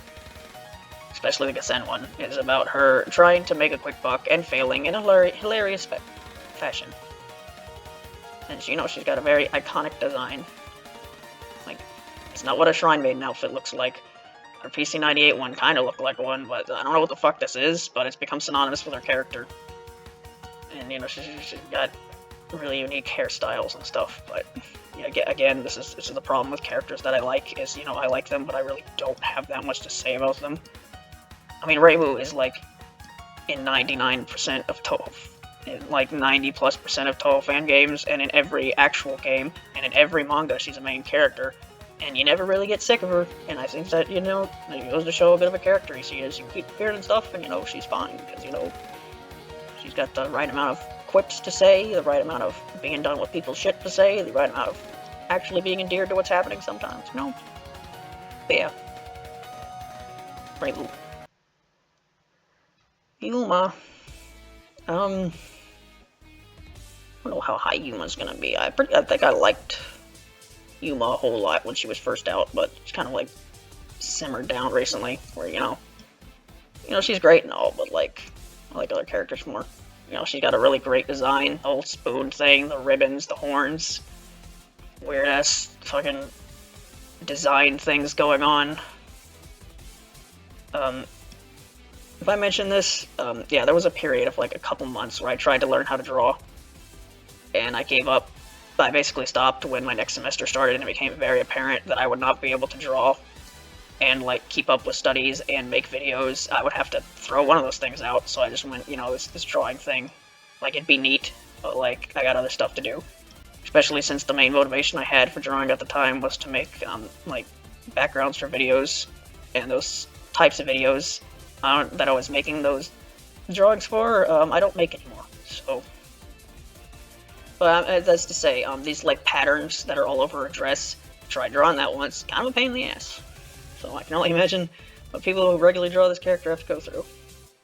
Yeah, you know, Yuma's design is fantastic. You know, she's just, I don't know, she's just an endearing character, because, you know, she just kind of does whatever she wants. She's the leader of the Eagles, but, like, she didn't even, I don't even think did it on purpose. She was basically being really cool, and the Eagles, like, were like, hey, you want to be our leader because you're so cool? And she's like, sure. And now she's the leader of the Eagles now. And, yeah, she just kind of does what she wants. She eats oil. She eats a bunch of other stuff, too. She eats blood oil. All of 17.5 was about her, and her managing to beat her beating everyone until Flandre showed up and beat her, and that was the end of that game.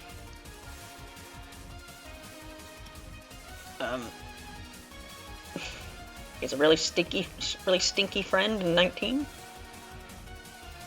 Yeah, again, one of those characters where it's like, I don't know, I don't have much to say. Most of what I like is pretty self-explanatory, and I don't really have much free to say that I don't like. So, you know, when you have nothing but positives and like no negatives, that's pretty high, even if I didn't list too many positives. Yeah, Hat, I don't know. She's just, I mean, she's fine. She just kind of, she has like that rivalry thing with Aya, which I think is neat to see. And like mostly fan games where, she can really get under Aya's skin, and I think that's funny. But like as a character, it's just like, oh boy, the third Tengu introduced in the series, and it's Aya, but instead of going outside to do articles, she does the Gensokyo equivalent of Google Maps to get photos from her room.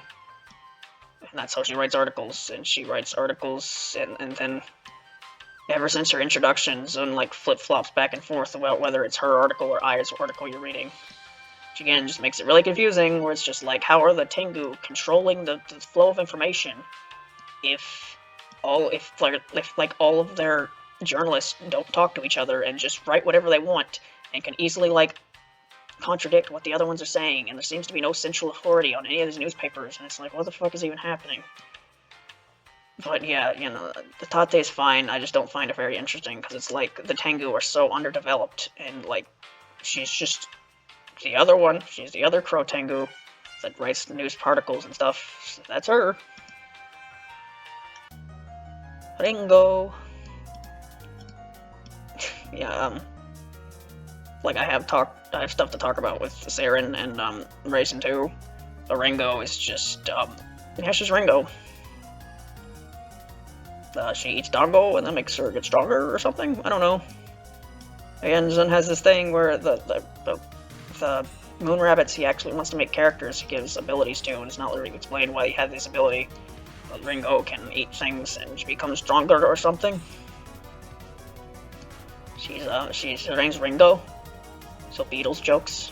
Everyone loves Bingles jokes. We're in a band. Yes, we're in a band. I don't know. She's like, it's her and Saren. They're constantly in everything together. And this is the thing with those two, is that they make competing dongo stands. But Ringo is clearly better than Saren is. But Saren, from what I normally see in fan games, Saren just like sets her stall right next to Ringo's for some reason. And then, surprise, surprise, not a lot of people buy Saren's Ringo because it's Dongo, because it's right next to Ringo's stand. And Ringo's stuff is better, so it's like, Saren, you stupid bunny, maybe like go put your stand somewhere else where people closer there would buy it. I don't know. I don't know, Ringo. I don't know if I like Ringo more than Saren. They're kind of like, they're very similar characters. And her outfit thing, like, it's very weird with Saren and Ringo, where, you know, when Racing shows up in Touhou 8, she's wearing that blazer. And then she stopped wearing that blazer. And I've seen a lot of people that don't like that she doesn't wear that blazer anymore, but it kind of makes sense for her character. She's trying to, like, become more of an Earth Rabbit than a Moon Rabbit, and by Touhou 15 she considers herself a Moon Rabbit. I probably should have talked about that in actual Racing section, but, you know, I forgot. And, So it makes sense why she wouldn't wear the military uniform that she most likely got on the moon anymore. But yeah, and then in Touhou 9, or in Silent Center and Blue, it's shown that all the moon rabbits wear that uniform. And then Sarah and Ringo show up and they're like dressed in like frilly dresses, and it's like, why are you wearing that? You're on a military mission. What are you doing? I don't know, this is a weird thing I found about them. Also, apparently Ringo and Sarah, they're like in the Eagle Rabbi thing, whatever that is, some division of moon rabbits or something, some special force. I think Ringo's higher ranked than Sarah is, but that might just be me making something up and just remembering something based off the fact that, like, she's the stage 2 boss, so of course she's better. But yeah, Ringo, she's fine. Momoyo is one of the 2 extra stage bosses in Touhou that I've actually beaten because I was playing through 18 and I was trying to get all the cards, and I was under the impression that the way to get Momoyo's card was it showed up before you fought her in the extra stage. It doesn't. You get it after you beat her. So I really didn't want to do extra stages in Touhou, but I did it. Her fight is fucking stupid. Fucking squiggly bullets. Fucking Sarah tomorrow. I don't know. Well, she's just a centipede. That's why she has all these weird rings all over and her ribbons. It's supposed to be like a centipede. I don't know. I'm not the biggest fan of centipedes. Millipedes are fine. And then, you know, she has the shovel and the pickaxe. So, Minecraft Steve jokes is what I'm saying here. That's most of what I remember from this character. Is Minecraft jokes and hating her boss fight.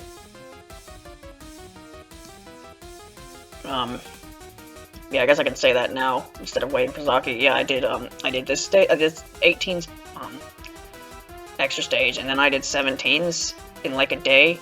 I exploited the glitch that allows you to bomb through the timeout, but I still did it relatively quickly, and I was like, man, Saki's extra stage wasn't that bad. Maybe I'll go with them in backwards order, not counting 15, because that's garbage. The fucking stage is stupid. It's like, yes, here's the entire point of Touhou 15 is that it's supposed to be all, I want to be the guy, and it's bullshit, but you have this spawn system that allows you to go back every spell card and try it again, except the extra stage, where I've taken that out for some fucking reason. So just don't play it unless you hate yourself. I got it. So I never even got there because I got to 16, and Okina pissed me off, so I stopped playing extra stages. Anyway, that has nothing to do with this character. I don't know, her design's neat, I guess. Minecraft jokes are funny, I guess, but she just kind of exists. She's one of those, she's a Touhou 18 character. That's probably gonna be a theme with me and Touhou 18 characters. I like 2 of them, and the rest are there. Speaking of that, here's one of them. I like, Shimada. Shimada's, you know, nice.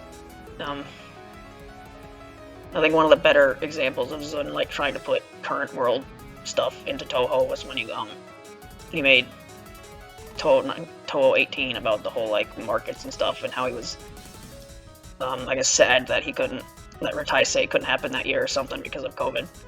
So, you know, he made a game about markets, and Shimada is the main quote-unquote villain. I don't know, there wasn't really a villain in that game. It was just kind of like, here's some cards, and the protagonist go look into it, and then it just kind of stops after that, except in 18.5 where it goes on for a little bit, and then it stops after that, I guess. Except it's in 19, I don't really know what's going on with the cards. I think the cards might just be like a permanent part of the games at this point. There's no reason to take them away. It's a neat mechanic. I don't know, we'll see in Touhou 20 if they're still around. Yeah, you know, she makes the cards because she's a god and she needs people to believe in her or she'll disappear. So she makes markets because she's the god of markets. And you know, she's just, I don't know, she's just adorable. Look at her. Look at this stupid fucking pose. What is this? I just think she's kind of like, I just find her a bit of I don't know, a breath of fresh air for Touhou final bosses, because you know, you had like Sukuna. She was one thing, but then it was just like a string of final boss is scary lady. Junko, she's scary lady. Okina, she's scary lady. And Keiki, she's not really a scary lady, but in the context of the plot, she was trying to be. And then you have Shimada, and she's just a fucking goofball. Like, look at me! I'm gonna make a market during the rainbow! Oh boy. And, you know, I think Megaboo, like, tries to backstab her, and then Megaboo's like, aha, and Shimada's like, you can't backstab me, because I backstabbed your backstabbing, ha, I'm so clever, yes. Yeah, and her design's just ridiculous, and it makes her great, so, yeah, she's great, because she's a fucking goofball. I do find it a bit unfortunate that, from what I can tell, the main, like, joke with this character is crypto scams, which, like, come on, really? You couldn't come up with something better than that, but, you know, when that character's not that, she's pretty great when I see her and stuff. Unzon is unfortunate. I'll probably talk about this more when I get to Genji. Like, the thing with Genji is, you know, he talks in the first game, in Touhou 2, and then he just doesn't talk for, like, the rest of the games. He's just there. Maybe he's saying something to Reimu or something, but you as a player don't get to see it. And Unzon very much feels like the Windows version of that, where, like, Unzon shows up quite a bit. I mean, he's in 12 because Ichirin shows up quite a bit. Because Ichirin's in 12, and Unzon's right there with her, and then she's in 13.5, and 14.5, and 15.5, and Unzon's there the entire time, and he does not say a damn word. Except for occasionally, I think Ichirin will like, communicate what he said. But I think that happens very rarely. And I just think that's a shame. Because you know, when I was playing through Keifu recently, they actually... Did I say that right? Keifu... Hifu, right, I get that mixed up sometimes. Hifu is the Marvel Rinko shit, and Keifu is the Fire Emblem game I played recently. Keifu tried to make Unzon an actual character. He, like, talks, he only has, like, 1.5 supports, so you don't really get to, or 1.5 support chains, so you don't really get to see it that much, but it's nice that I played a game that actually tried to make, Unzon a character, because in the actual games, he's really not a character. Like, I feel like the whole excuse of where, oh, it was Unzon's, he's a really shy old man, just kind of feels like an excuse to not have to write any dialogue for him. Because he never says anything. He's just pretty fucking cool. I mean, he's a giant fucking cloud man. He beats the shit out of people. And then, like, apparently the yokai is based off of, they, like, bite people's heads off, but then Ichirin, like, he, like, apparently beat Unzon's challenge or something, and that made Unzon respect her so much that he was like, alright, I'm gonna hang out with Ichirin from now on. That's what he does. But yeah, Unzon. He's more of a just like a he's cool, but like he's barely a character because he never fucking talks. This literally isn't character. This is a missile. This is the one thing I find to be like kind of interesting when you compare the Touhou sorter to the Touhou popularity poll. The Touhou popularity poll has a lot more just random ass things on it compared to the Touhou sorter. Which you would understand why the Touhou sorter doesn't have some of those joke things that the popularity poll has. Like, I know why the Touhou sorter doesn't have, like, UFOs or fucking 5 magical stones or whatever bullshit is on there. Except Mamie-chan's on here. Mamie-chan's on the sorter for some reason. I don't know why. Mamie-chan's she's not a character. Mamie-chan's an explosive. It's not an explosive isn't a character. I mean, they're gonna go above Okina because I don't fucking hate them like I hate Okina, but like, this is, what do you want me to say? It's a fucking missile. Ron. Yakumo. It's very neat because, you know, she basically barely existed in the series for the longest time. She was like in 7, and then Silent Center and Blue, and then she like appeared as an attack in 8, and then in some fighting games, but for the most part, she was barely a character because, I guess that's one thing, like, Yukari kept showing, it's kind of a similar with what I was playing about with Okina earlier, too, where, you know, Yukari would keep showing up in things, and Ron was there, but she wasn't relevant, she'd be like Yukari's attack, or something. But, yeah, Ron was just kind of there, for, like, not really present a lot of times, and then, like, basically, she became a fan-favorite character anyway, because she's a 9-tailed fox, and she looks cool, and she has, you know, a cool hat and shit. And she's also, like, a mom to a cat, and that'll get you popular, so, like, you know, she's in a bunch of stuff. A bunch of fan games and stuff, and, you know, she's pretty neat in most of those. but then at 19, she just became a main character. Might be entirely due to Toby Fox, probably entirely due to Toby Fox, but yeah, she's a character at 19, and like she's pretty great, from what I remember. Like the only really negative thing I have to say about Ron is this has been a thing in like at least two separate instances of fan games I've watched, where Ron is just an asshole. I think it was in Touhou Healing Nature, and like what was that other one? The Hifu. I don't remember what it was like a Hifu game where the main character was Yomu, and it's like Phoenix Wright or something. Anyway, in both those games, they decided Ron had the role of the asshole that tries to kill like someone for some reason. Don't fucking care. Stop making Ron an asshole. But yeah, that's not really gonna affect anything. I just thought it'd be something I mentioned. But yeah, Ron's great. This is a giant tank that Rika made in the extra stage. It's not a character. I've never watched Girls in Panzer. Could you imagine like a Girls in Panzer fucking sorter where every single goddamn tank was a character? Mystia. I'm probably gonna talk about Mystia, then stop the recording, because I'm at like 141 minutes here. And then I don't know if I'll continue after that today. I've been talking for a while. Mystia, I like Mystia a lot because, you know, you have Mystia's Izakaya, where she's, you know, the main character, and she's great. She's just fucking great in that game. And then you have Mystia yourself, where, you know, she was just like a random fucking stage 2 boss in Touhou 8. And then later on, so just kept adding shit to this character because he felt like it. So it was like, okay, this character also owns an izakaya, where she's really good at cooking, but she's also a little scammer, because what she'll do is she'll make people go blind so that they buy her food, that her eels that's supposed to make them not go blind, then she makes them stop going blind, so it makes it seem like it actually works. She's a goofy scammer, but also her food's really good, so it's fine.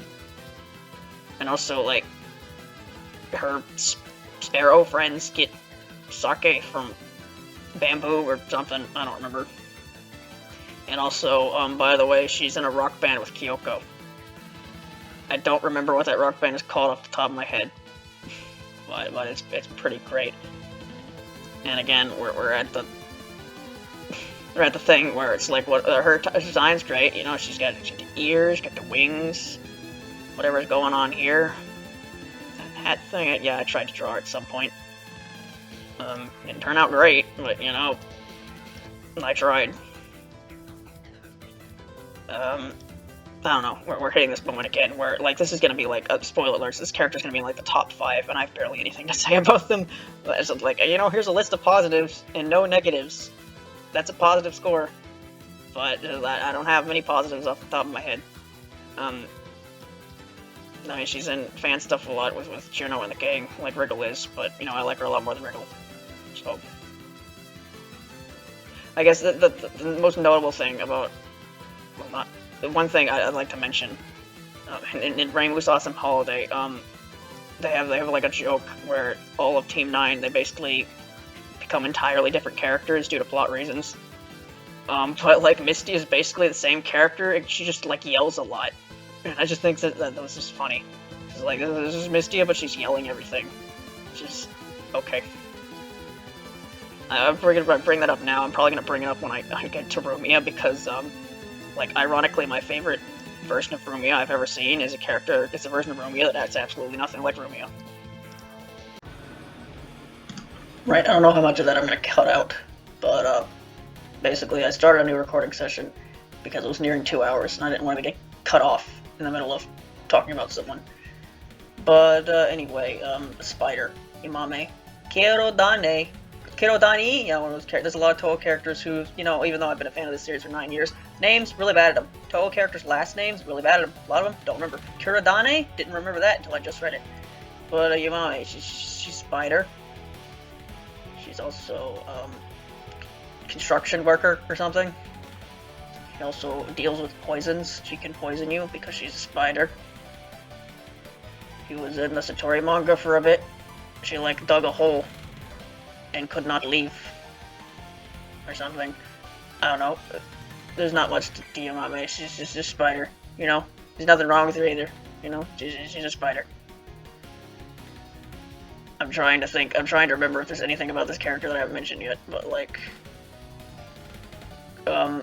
I think her theme might be, like, the shortest theme that any Windows character has.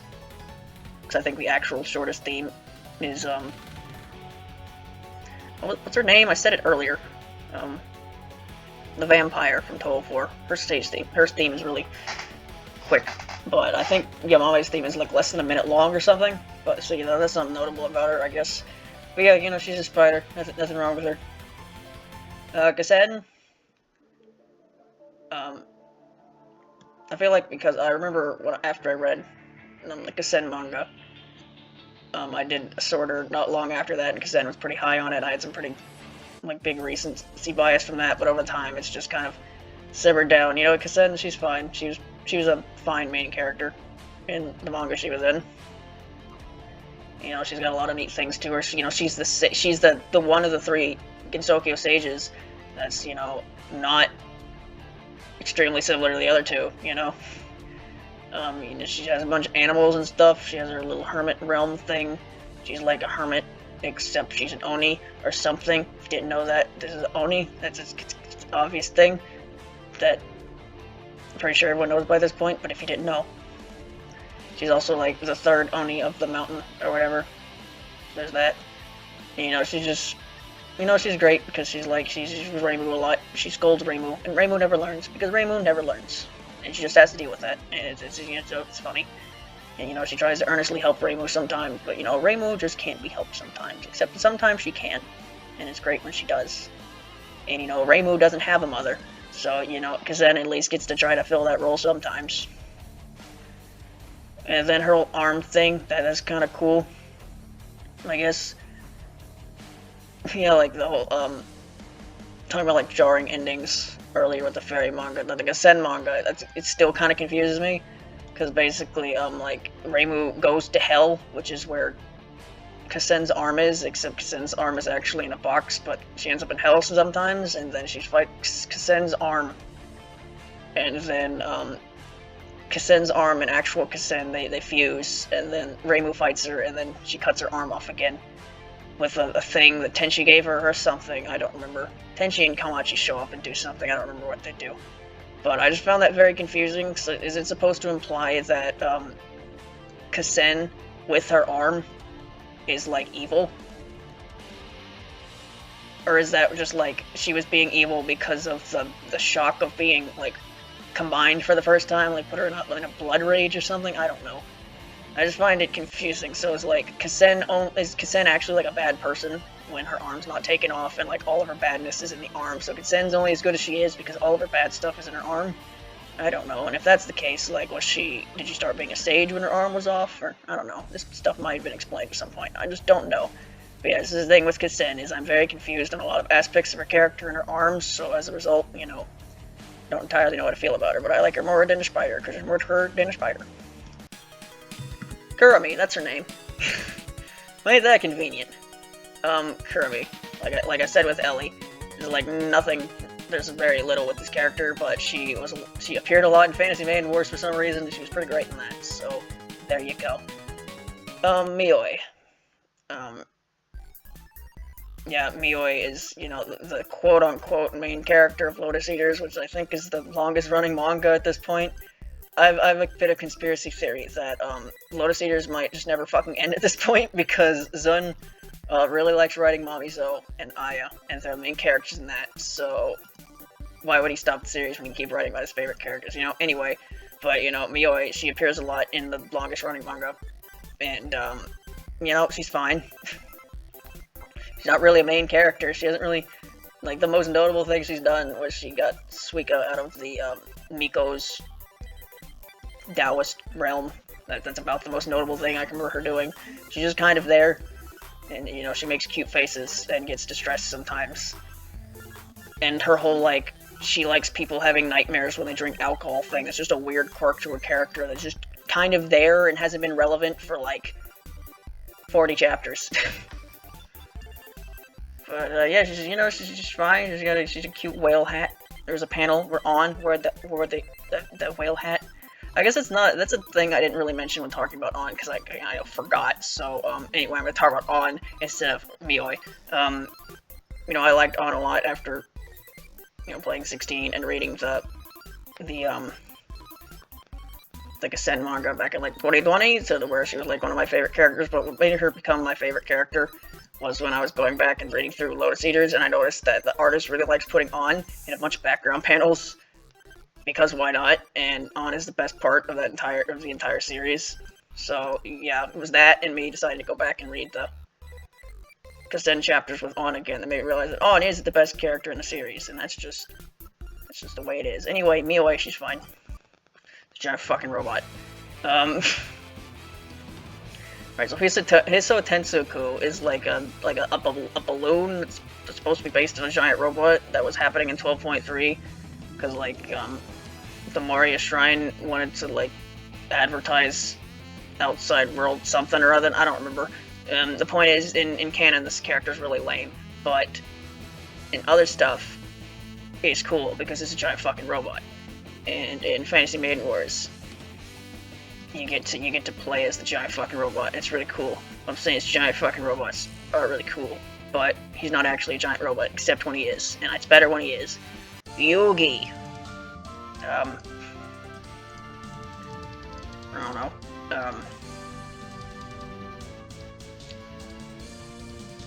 She's the Oni that's not Suika, and the Oni that's not Kazen. She's I find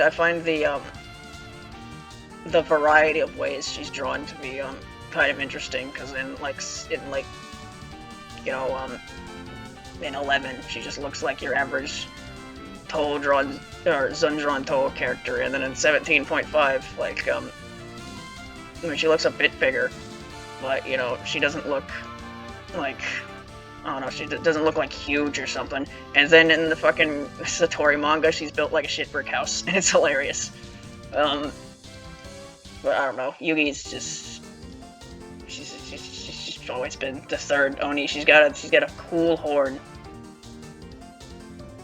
But I've always found some of the lore about Oni to be kind of like really silly, where it's like Oni really like to drink, and they like challenging humans to drinking contests where humans literally can't win because they literally have less alcohol tolerance. So, what? I don't know. It's just very silly. But yeah, Yugi, she like runs a spa in the underground or something, and then she's shown up in a couple things recently. She's like currently a very important character in the story manga, but like that's not finished yet, so I'm not gonna let my judgment of that affect anything because it's not done yet, and the story manga refuses to explain shit until the end, and it's really annoying. Anyway, Kongra is also barely a character. The final boss of the Hell Route of Touhou 7, Touhou 1. I don't know why Touhou 7. Did you know I've been doing this for almost 2 hours? Do you know that? How much longer will I do this? Who knows? Whatever. She's got like no legs. Just weird. She's like a Kishin or something, I think. But then people like to say that she's an Oni, and this is actually the 4th Oni in the mountain, and that's based on nothing. On the fact that she has a horn. So that's neat. Saki. Saki is great because Saki has a cowboy hat, and she's a Pegasus. She's Goro Majima, and she's really fucking cool. She also has a pet dog in 19, and she loves a pet dog, and that's great. I don't know. Saki's gonna be pretty high too, but there's like, I don't really have much to say other than like I like her design a lot. I have a tendency to like Texas stereotype characters, like sandy cheeks and stuff like that. And she wears a cowboy hat because she's a cowgirl.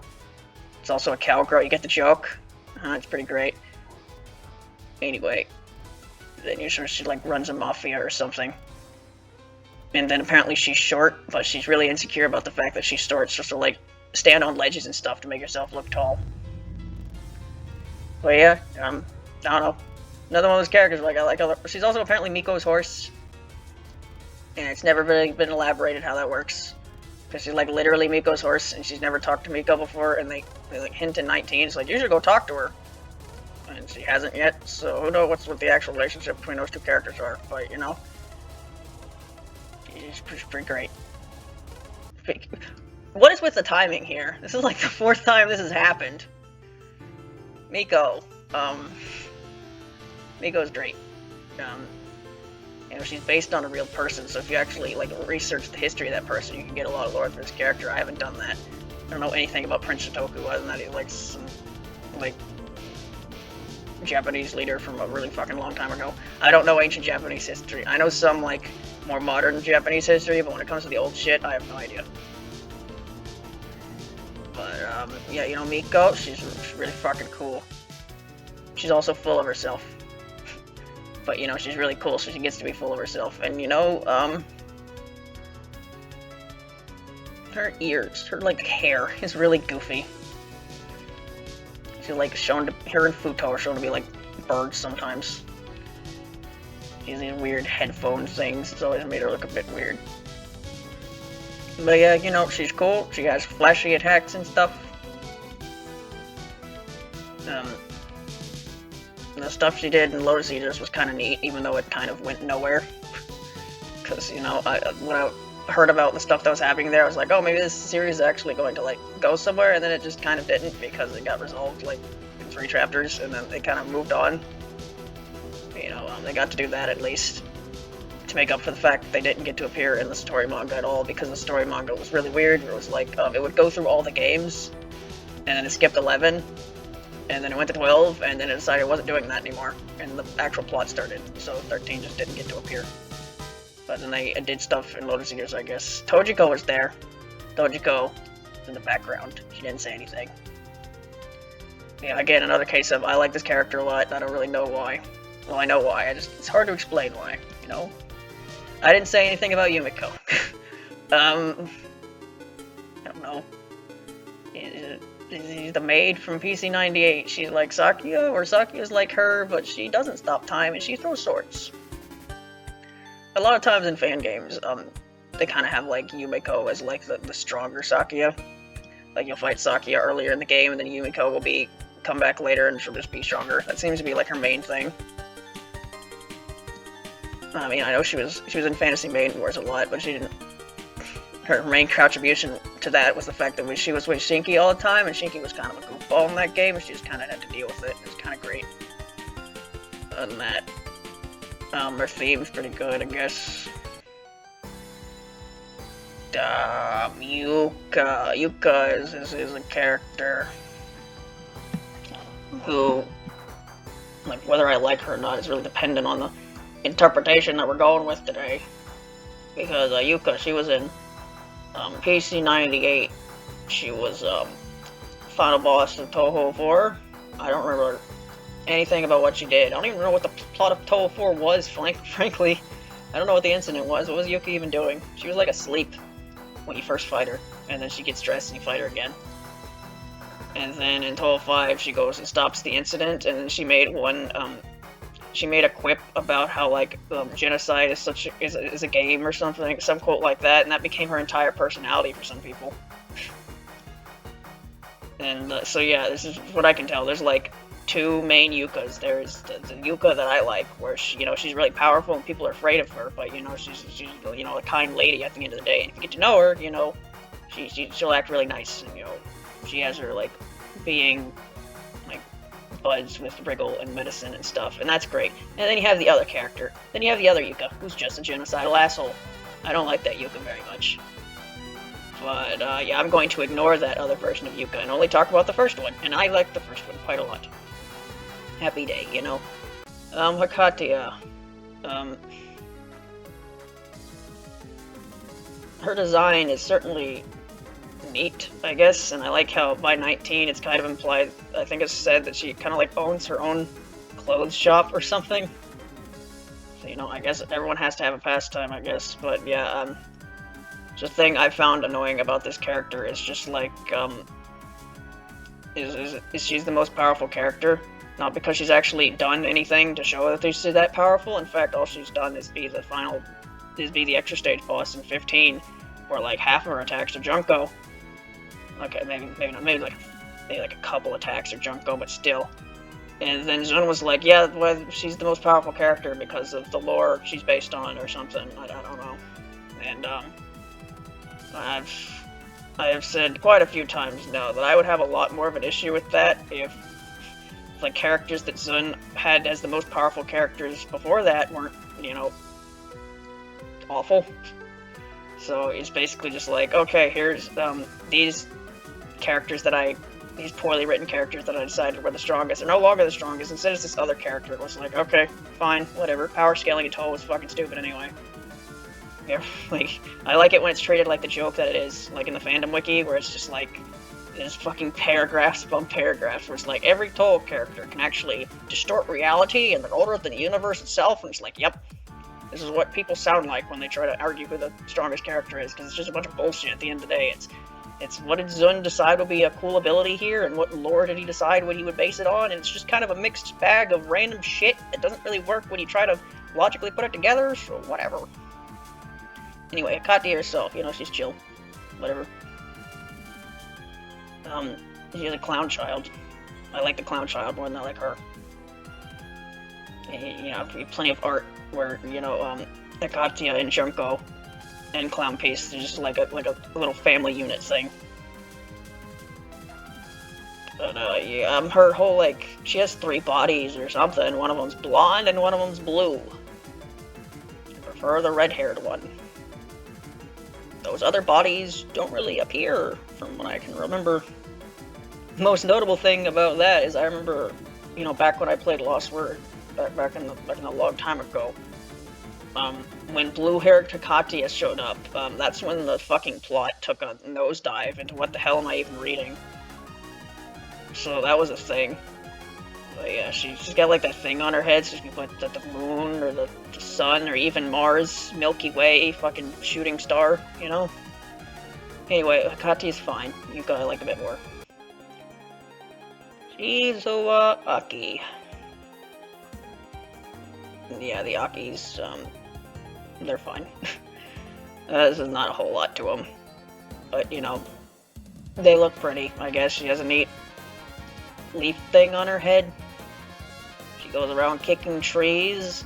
She paints leaves, so she's like the artist character.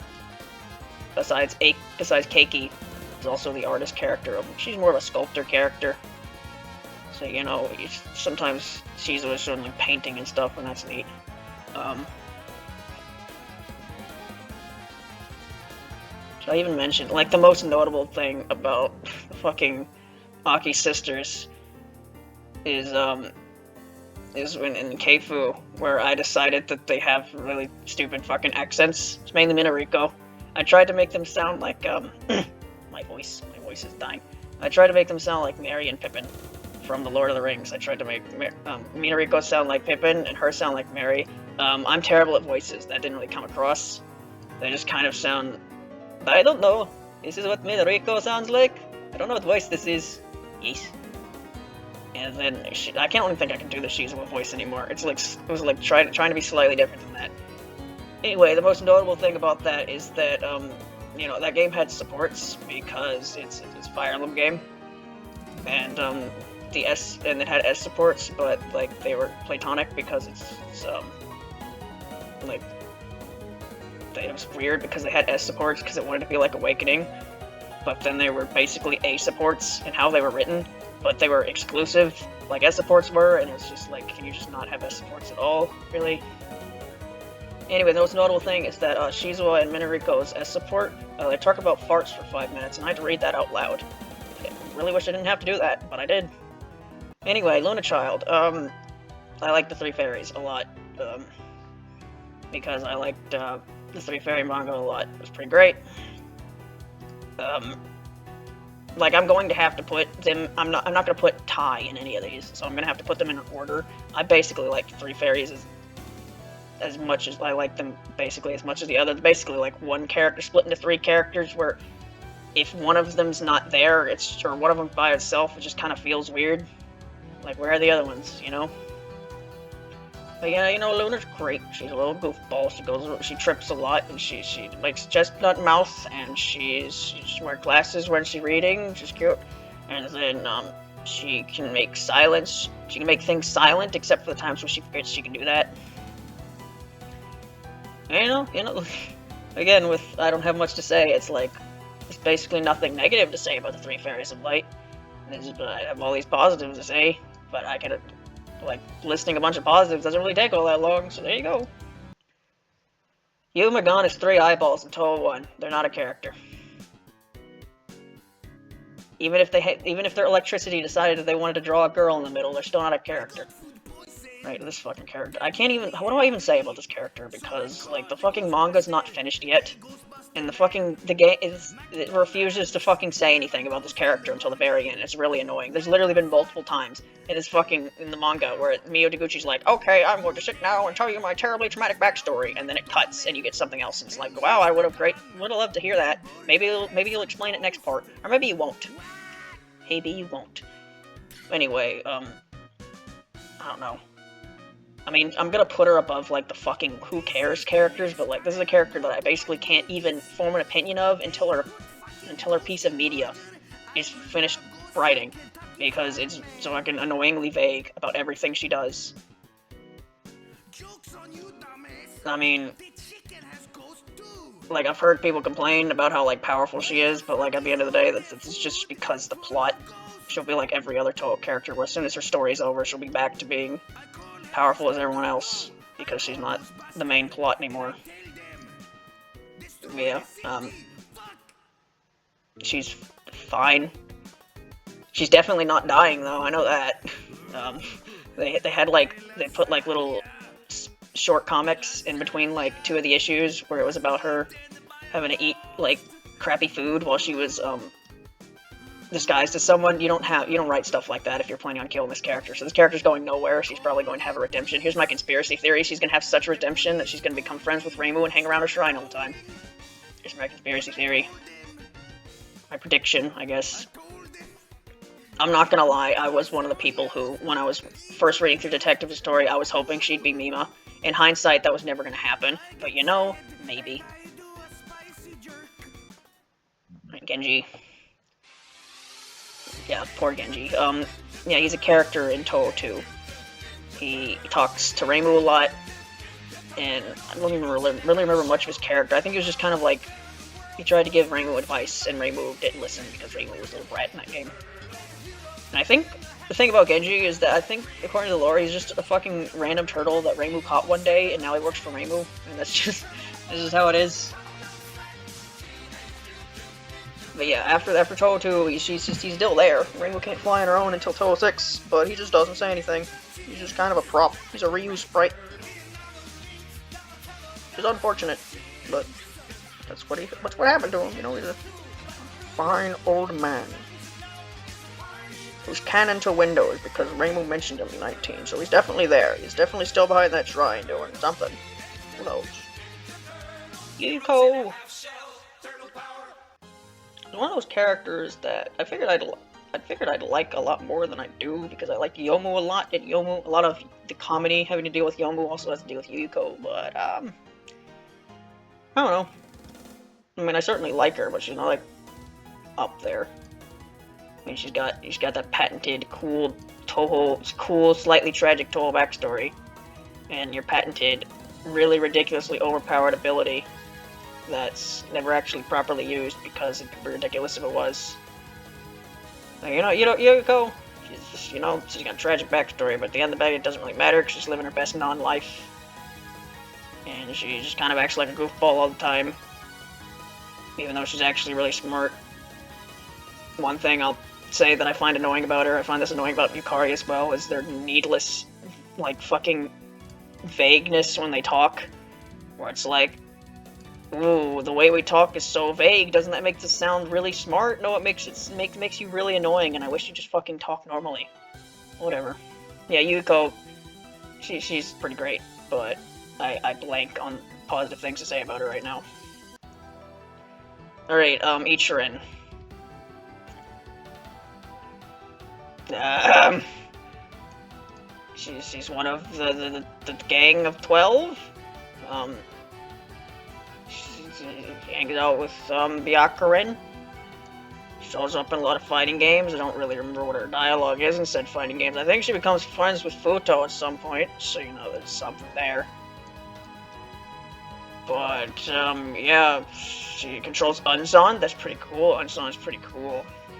But, I really can't remember much about her personality. Her backstory is, like, kind of cool, I guess, with how she got Unzon. But I just can't really remember much about her. She had a really good redesign in 13.5 compared to 12, so I guess that's notable. There's not too many characters that get a glow up like that compared to the original design. So that's something. Yukari Yakumo. Right. I don't. How much do I like Yukari? I don't know. You know, some of the things I don't like about Okina, I also don't like about her. I just find, like, the needless fucking... I don't know, she, like, controls Gensokyo in the background, and she's really cryptic and stuff. It's like, okay, that's her thing, I guess. But, I don't know. It's nice when she's shown with Ron and Jen, I guess. She has some nice moments with Reimu every now and then.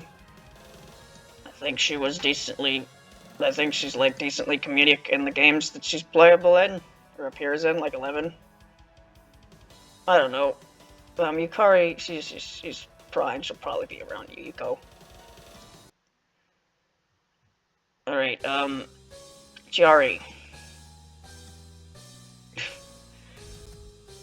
I don't know. She's Yuma's buddy, I guess. I don't know. She's just kind of out of the three, animal realm lackeys. She's by far the one I care the least about. But I mean, her design's neat, I guess. She's kind of like a dark on, maybe. But I don't know. I don't really know much. What even happened with her in 19? She, like, people called her a... I don't even remember what it was called. They mistook her for something else, and even though she's not that, and then she just pretended to be like that, and just, like, scared people until she got bored and went back to the lake or something. I don't remember much about this character. She apparently smells really bad, and she's also... She's fucking stupid in 19, and I remember when I played 19, I killed Suika before I was supposed to, and that was funny. Yomu is like... Yomu's great. She's like the perfect blend of, you know, she's cool enough to where you can have her do some cool stuff sometimes, but she's also a fucking stupid dork.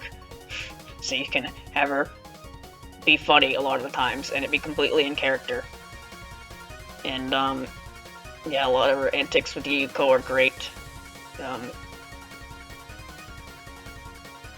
She's a really unique character to play as in the games. I don't know how I feel about 13 and 17 Yomu, but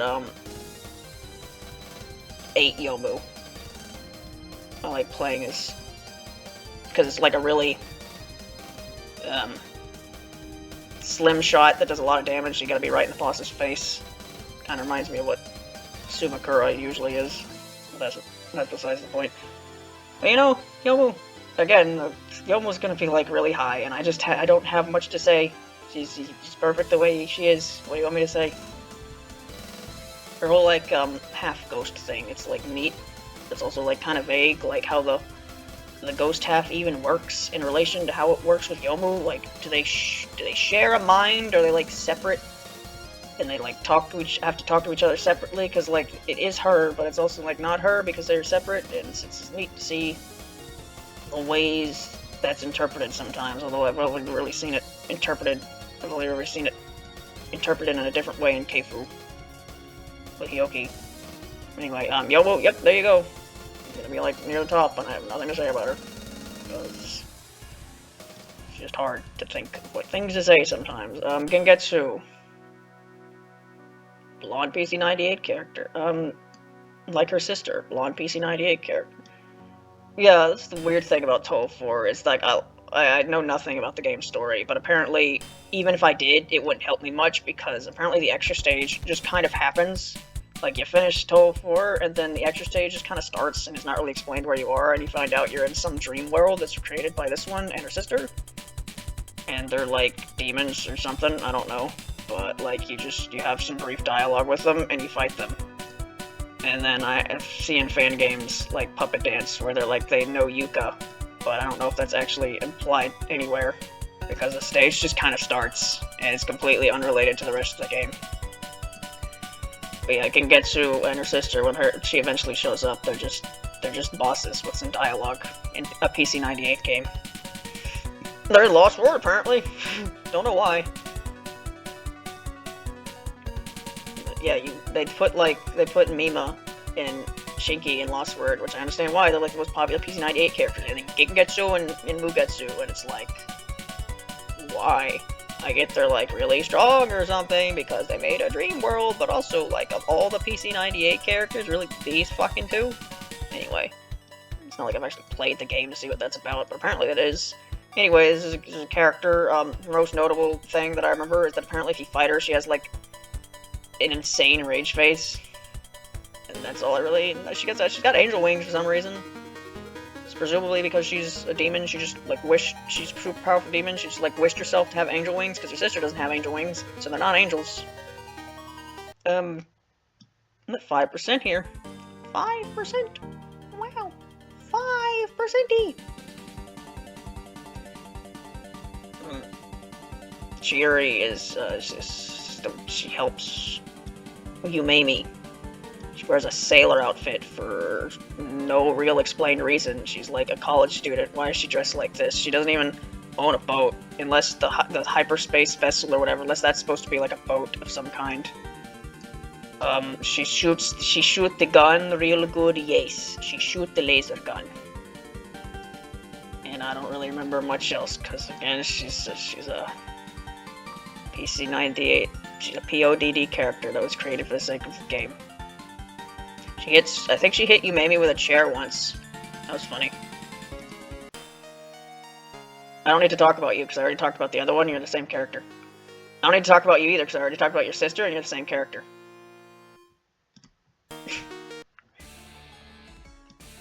Nemono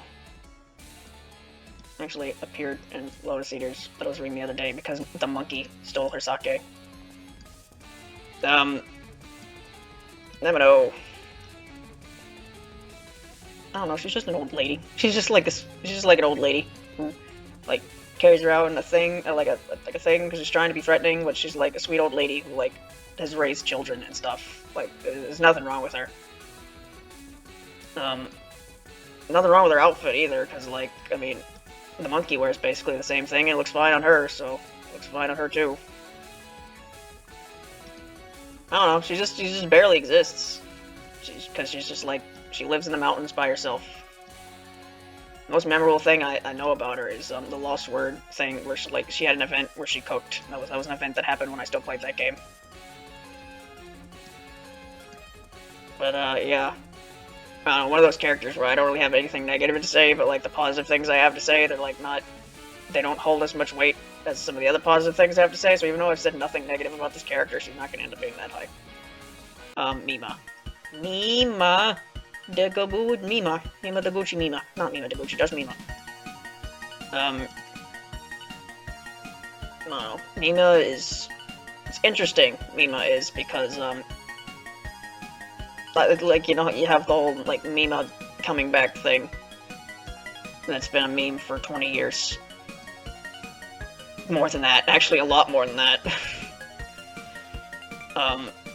And I just think it's interesting when you look at PC98, where, you know, Mima's a boss in Touhou 1, and then she's the final boss in Touhou 2, and then when you play Touhou 3, she's, like, the second character, when Marissa's the third one. So she seemed to, like, be kind of important, and then she wasn't in the fourth game at all, and then she was a playable character in the fifth game. And then, like, every playable character from Touhou 5 came back in Windows, and just she didn't. So I think that's interesting. And I like this is my conspiracy theory why, like the actual reason why Mayumi probably hasn't come back is just because it doesn't want to write her anymore. But this is my conspiracy theory why, and it's because Marissa's backstory as explained in Renosuke's book, where Marissa ran away from home to practice magic because her dad doesn't like her. She doesn't like the magic, and she's like, "I'll show you, Dad. I'll go practice magic outside. Can't do shit about that, no." And I just feel like Mima doesn't fit in Marissa's current backstory, and that's like the main reason why she was never brought back, because in PC 98, Mima is like her master or whatever. She's the one who teaches her magic, whereas in Windows, it's pretty much said that Marissa basically taught herself. But who knows? But maybe herself, she's more of an interesting aspect to Marissa than her own character for me, especially in Fantasy Maiden Wars, where she was in that. She was pretty good in that. But yeah, she's pretty good. Orange, this is Mei-Ling in PC 98. That's the joke. Her hair is... maybe it has a slightly oranger tint than Mei-Ling's. Maybe I'm making shit up. I don't know anything about Orange. She's the first boss in Touhou 4. I don't even know if she has dialogue. Aki is, a pretty interesting character, because her design is really neat. If you never really looked at it, her buttons and ribbons, they have like opposite colors, and her middle ribbon meets the color, has a combination of colors. It's really neat if you never really looked at it. She's an interesting character, but can't really do a whole lot with her because she has a very specific role of she has to judge the souls and stuff, and the only time she can really do anything else is when she's off work and she goes around preaching at people, because she doesn't want people to go to hell, because going to hell after you die is pretty bad, And I guess there is the kind of weird thing where she only sees things in black and white, so when she judges you, she doesn't take into account gray, which is, I think, supposed to be some meta-commentary on something. I don't know, but yeah, that's a thing. Aki, she's pretty great. Oh, wow, a character I don't have to talk about, because I already talked about her. Wow, this is a rat. Rat? He's a rat. All the goofy Nazra memes aside, Nazra herself, she's a rat. She's a rat that's full of herself. So you gotta butter her up to make her find stuff for you. I don't know. She's a rat. She likes cheese. Most of what I know about this character is rat jokes. So there you go. Suika. The most notable thing about Suika, to me at least, is her ever-changing hair color. Where in the fighting games, her art has orange hair, but I'm pretty sure her sprite art has brown hair. And then in Touhou 19, Zun made her blonde, because there's not enough blondes in the series, clearly not. But I like her when she has orange hair, because I like characters with orange hair, and there's 5 of them in this series. There's her, Sunny Milk, Jun, Kozuzu, maybe some other 5th one. Ironically, Orange does not have orange hair. She has red hair like Mei-Ling does. Well, yeah, Suika, she's fine. No, I prefer when she's shown to be a bit of a goofball, when she mostly is, but sometimes in the manga, they try to have her shown to be serious, and just comes across as kind of goofy when you have a character that acts serious all the time. It's I get it, I know she's a super strong, smart Oni, but it still comes off as kind of jarring when you have her act one way and then suddenly have her act a different way. Yeah, she's fine. She always had that thing attached to her horn? No, how common is that? She always had a bow, in fact. She has. Sakuya. Most notable... I'm losing my voice. Oh god. How long am I gonna do this today? I don't know. I'd like to get a decent portion out of the way so I can, like, finish it tomorrow at least. Right, the most, like, notable thing about Sakuya recently is, for me, is, the stupid fucking voice I've been doing for her. Like, yes, Mr. Jamelia, I will go do the thing because you told yes, okay, alright, yeah, you want spaghetti? Yes, you want spaghetti, and not real spaghetti, you want spooky spaghetti, yes. Is that the voice? I don't know, it'll come back later, maybe it won't. Because, when I played through Gensokyo Odyssey, I, like, had this voice that I was doing for Kakoi, which was a shitty impression of a streamer's impression of a Star Wars character that didn't come across at all. And then, when I was playing through Double Dealing Character, and I had to read Sakuya's dialogue, I just decided that her voice would be that, but, like, slightly different. And it's been really stupid. But, I don't think I mentioned this yet. I think I mentioned it in Lens Sorter. Doing stupid voices for characters makes you more endeared to them than you'd think it would. Because it's more of a, oh, this character shows up, I get to do this stupid voice now. Isn't that great? But yeah, that'll probably be the main thing that would make, if Sakuya ends up higher, that would be the main reason why. Sakuya herself, you know, she's pretty great, she's pretty cool. When it comes to Touhou characters, she's up there as one of the cooler ones. She throws knives, she stops time, because she is the Dio Brando. Never watched JoJo's Bizarre Adventures. No. I know she has, she has that little, you know, bit of character development where, you know, she's like the maid that lives with all the yokais because she doesn't like humanity that much, but then she hangs out with the Reimus and the other guys, and she becomes more accustomed to other people and stuff. I think that was a backstory that was character development that happened. I think it mainly happened in 9. I think Eiki was like, stop hating people so much, go outside. She was like, okay. I remember there's that one fucking, there's the Omake text where it's like she's 10 to 20 years old, and it's like, what kind of meme is this? It's a meme. That's what a meme is. I feel like some older Omake text should really just not be taken and considered at all. It's part of Flandre's text. It's part of Flandre's Omake text where it's something like, oh yeah, Flandre, she eats people that were turned into like cakes, and since Sakuya is the head maid, that implies that Sakuya kills people and turns them into food for Flandre to eat. Anyway, throw that lore in the shit lore corner that nobody talks about, and nobody talks about it anymore because it's dumb. But yeah, Sakuya, pretty great. Alright, this fucking rabbit is here.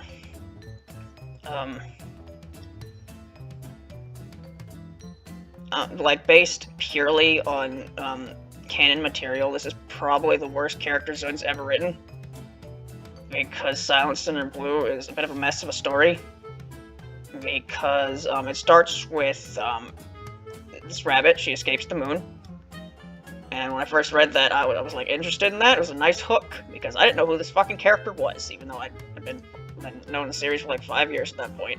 It's like, okay, this might be going somewhere, and then, like, a moon rabbit that flees the moon, that's pretty interesting, because, you know, moon rabbits, their life fucking sucks, because they're literally a slave race. And then it's just like, okay, and then the rabbit, she goes to Aaron, and Aaron's like, go back, and send this later.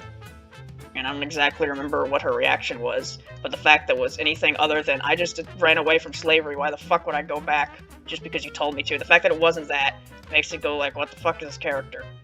Because it's like, okay, this character that presumably went through a lot of risks to flee the moon is suddenly just gonna go back because Aaron told her to. Because she's a plot device. Character who does not act like an actual character would, instead does what the plot requires them to do. Call that bad writing. But anyway, she goes back to the moon, and then because she has a letter, she doesn't get punished. And the Watatskis make her a pet again, and then they call her Raisin, which, fucking really? Oh boy, our pet ran away. Oh, here's another pet. Let's just call them the last pet's name. It's one way to act like they're an individual. Yep, just don't even give them their own name. Anyway, yeah, this character starts the plot by fleeing, continues the plot by giving back the letter, and once they're back with the Watotskis, they are completely irrelevant to the rest of the story. Because that was their only existence. That was the only point to their existence, was act as the catalyst that started the plot and continue the plot, and once the plot no longer needed them to continue, it was done after that. Racing does literally nothing for the rest of the manga, except, I guess look at what's happening, maybe talk about it. I think she got a chapter in Renegade where she talked about what was happening, didn't really have anything interesting to say. And then, I think she might have been in that fucking, the Tay Racing manga that I refused to read because everything I hear about that is, this manga is about, Racing being bullied by Tay, and that's 90% of it. That's like, oh, that sounds like something I don't want to read, so I won't. Apparently she's in that. But, yeah, this character, there's a lot of negatives to say about this character, but if you ignore, you know, everything canonical about this character and just focus on, like, fan stuff, at the end of the day, this is a cute rabbit. And in Fantasy Maiden, where she's friends with Lily, that was pretty great. I don't know, like, she's fine, I guess. Like, she's not gonna be, like, bottom 3 like she normally is, but if you go by purely canon material, like, Zun really can't write Moon Rabbit sometimes. So, yes, I'm gonna have this Moon Rabbit escape slavery, but then we're gonna just have them go right back again? Like, without much of a fuss? Like, what? Tenchi. What is there to say about Tenchi? Tenchi is kind of... she's one of those characters, isn't she? She's this character that, you know, she's full of herself. She likes to talk big shit, but, you know, she's decently strong enough to where a lot of times she can back it up, and then a lot of other times she fails miserably in a spectacularly hilarious fashion. But she's also a really weird character because she kind of, like, changed a lot. Because I remember in 10.5, she's kind of like a weird character because she's, like, trying to... like, she, like, does a lot of, like, trying to preach at people, because, like, that's what Celestials are supposed to do, and she's not very good at it. I don't really remember her personality all that much from 10.5, but then I remember in 15.5, in, like, Sen manga, she's, like... well, A, she lost at least 2 feet. Like, they cut her legs off. Something. She's a lot shorter, that's a joke, and she, like, has to hang out on a rock to be as tall as the other characters. But, yeah, she just kind of shows up there. I don't really remember what she does. She had a story with Sakuna. Don't really remember what happened. And she became friends with Shion, I guess. So that's a thing. No, she's normally fine. Like, she's, normally humorous character. She's never really taken all that seriously. So she kind of just shows up. You laugh at her. You move on. Byakuren. A lot of things I like about Byakuren. Her hair. Really unique hair. Well, apparently that's natural. I don't think that's how that works. But here's my conspiracy theory. Her hair's like that because of all the time spent in Hokai. It changed her hair. But, yeah, you know, Byakuren's pretty great. She's the leader of, you know, the Buddhist people. And they're a pretty great group. And the whole thing about her riding a bicycle and motorcycle. Because it's like turbo craning. And that's funny. And I like the whole contrast where, you know, she's supposed to be like the promoter of peace and stuff, but her fighting style involves beating the shit out of people. And that's really funny. But I have like one issue with this character. It's one I brought up like multiple times in Keifu, probably. Sounding a lot more annoyed about it than I actually am because Keifu annoyed the shit out of me sometimes. But the thing with Sabato's lore is, you know, I'm pretty sure this has been a thing since at least the first Aki book. Like humans, they have to fear yokai or something, because if they don't, then the yokai, they cease to exist. or something, and that's why Genzokyo exists, and that's why the human village is so important, because if the villagers in the human village didn't fear the yokai would cease to exist. And it just kind of baffles me that that's the lore you've decided to make for the series, and then you made Byakuren a character. Because Byakuren's thing is about she wants to promote peace between yokai and humans, but you can't exactly fear a yokai if you're now best buds with the yokai. So if Byakuren got what she wanted, the yokai would just disappear. So, is there a plot hole here, or is Byakuren just really fucking naive and stupid? And like, and this is like brought up sometimes. There's like an article or something where Yamame goes up to the thing, and she's like, oh, and Byakuren's like, oh, maybe humans and yokai are getting along, and Yamame's like, nah, it's just because humans that I just wanted to like, I don't even remember what Yamame said, but it was some like punchline about how Byakuren can't clearly see what's happening, and she's very naive about it. And add that on to the fact that like none of her followers actually like follow Buddhism, and I don't even know if they really care about her goal at all, or just following her because they like her. It's just kind of jarring how Byakuren's supposed to be like this, like nice old wise figure, but if you take into account what the actual lore of the series is, and how she's shown to like not really address it at all, she just kind of comes off as like really naive. And it's just kind of jarring. I don't even know if it's supposed to be intentional. But that's just what it is. The chicken again. Talked about a chicken. Misumaru.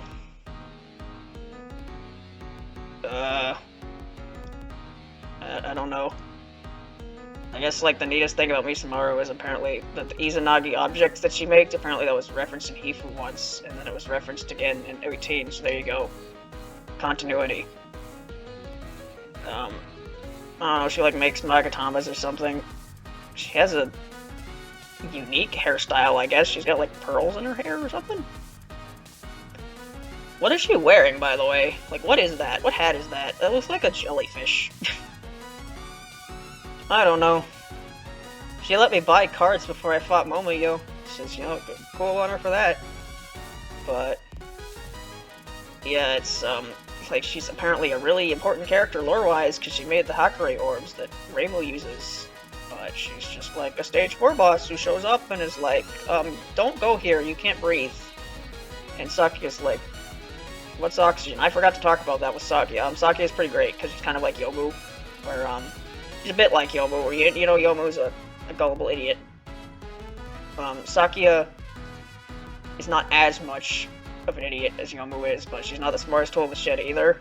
But she hides it a lot better than Yomu does. So you think that Sakia is just really wise and stuff and know what she's doing, but not really. She's just good at what she does, and when it comes to stuff she doesn't know it.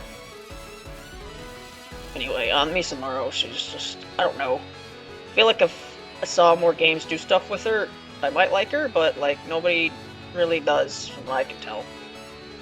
She's kind of there. I don't know. I feel like she's a character that should show up at Reimu's Shrine more, but she just doesn't. So yeah.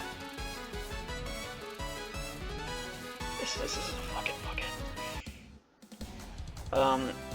Well, I literally named my cat after this character, so obviously I like this character a lot. And then there's a positive feedback loop where, you know, I love my cat, so of course that might make me like this character a lot more. Oren's great. You know, what can I say? You know, she's everyone in the other ground's friend. Everyone in 19 it shows that she's friends with everyone because she's a great person to talk to. And then, you know, she's friends with Oku and they're best buds, and it's great. And she has 4 ears, and that's weird for some people, and I don't get why. I think it'd be a lot weird if the animal characters didn't have human ears. Because imagine you just move their hair and there's nothing there. That'd be a lot weirder than the fact that she does have 4 ears. She's called Hell's Traffic Accident, which is like the best fucking title in the entire series. She's got red hair, neat bows, stuff. I hate her boss fight, but you know, I'm not gonna have that negatively affect her.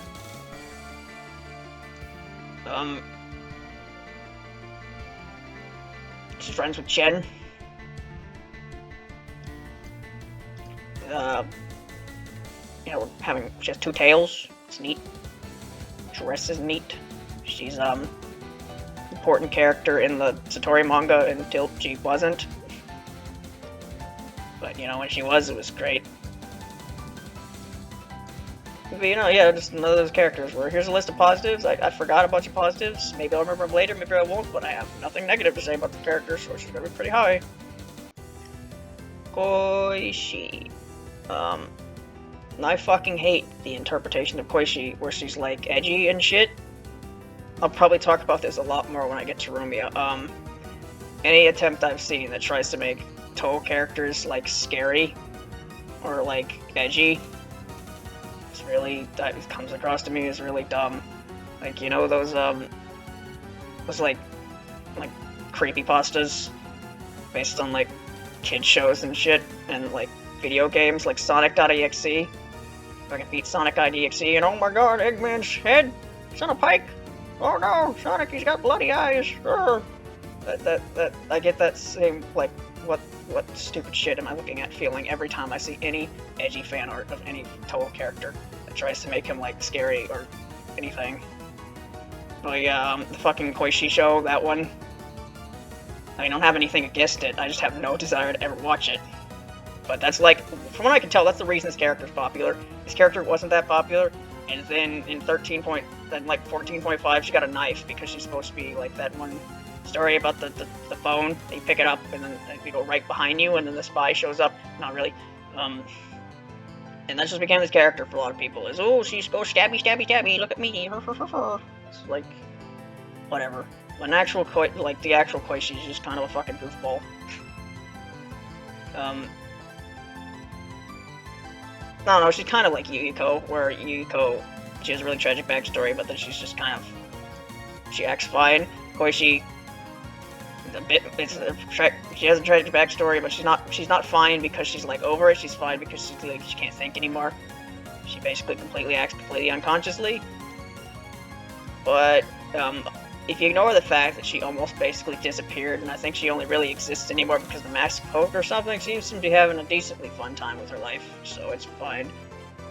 But yeah, she just kind of shows up sometimes and says some goofy things. I don't know, what I read from Cheating Detective, she seems to talk like somewhat coherently, so she's not like as much of a random fucking off-the-wall goofball as she appears to be in a lot of fan stuff from what I could tell. But, you know, even if she is a random off-the-wall goofball who says stuff that doesn't make any sense, at the end of the day, she's not one of the main characters. Could you imagine a series that would make one of the main characters a fucking weirdo that says random shit and completely derails anything that could possibly be happening? Alice. I mean, I like Alice a lot.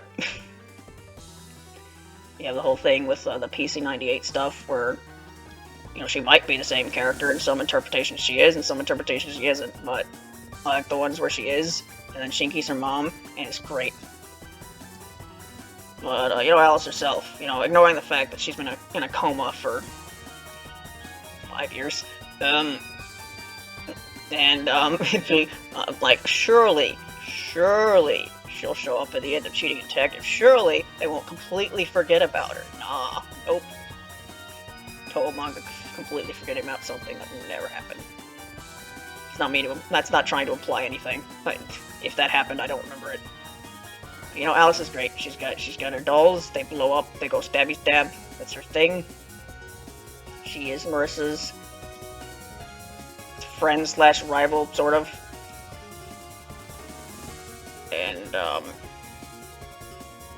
yep.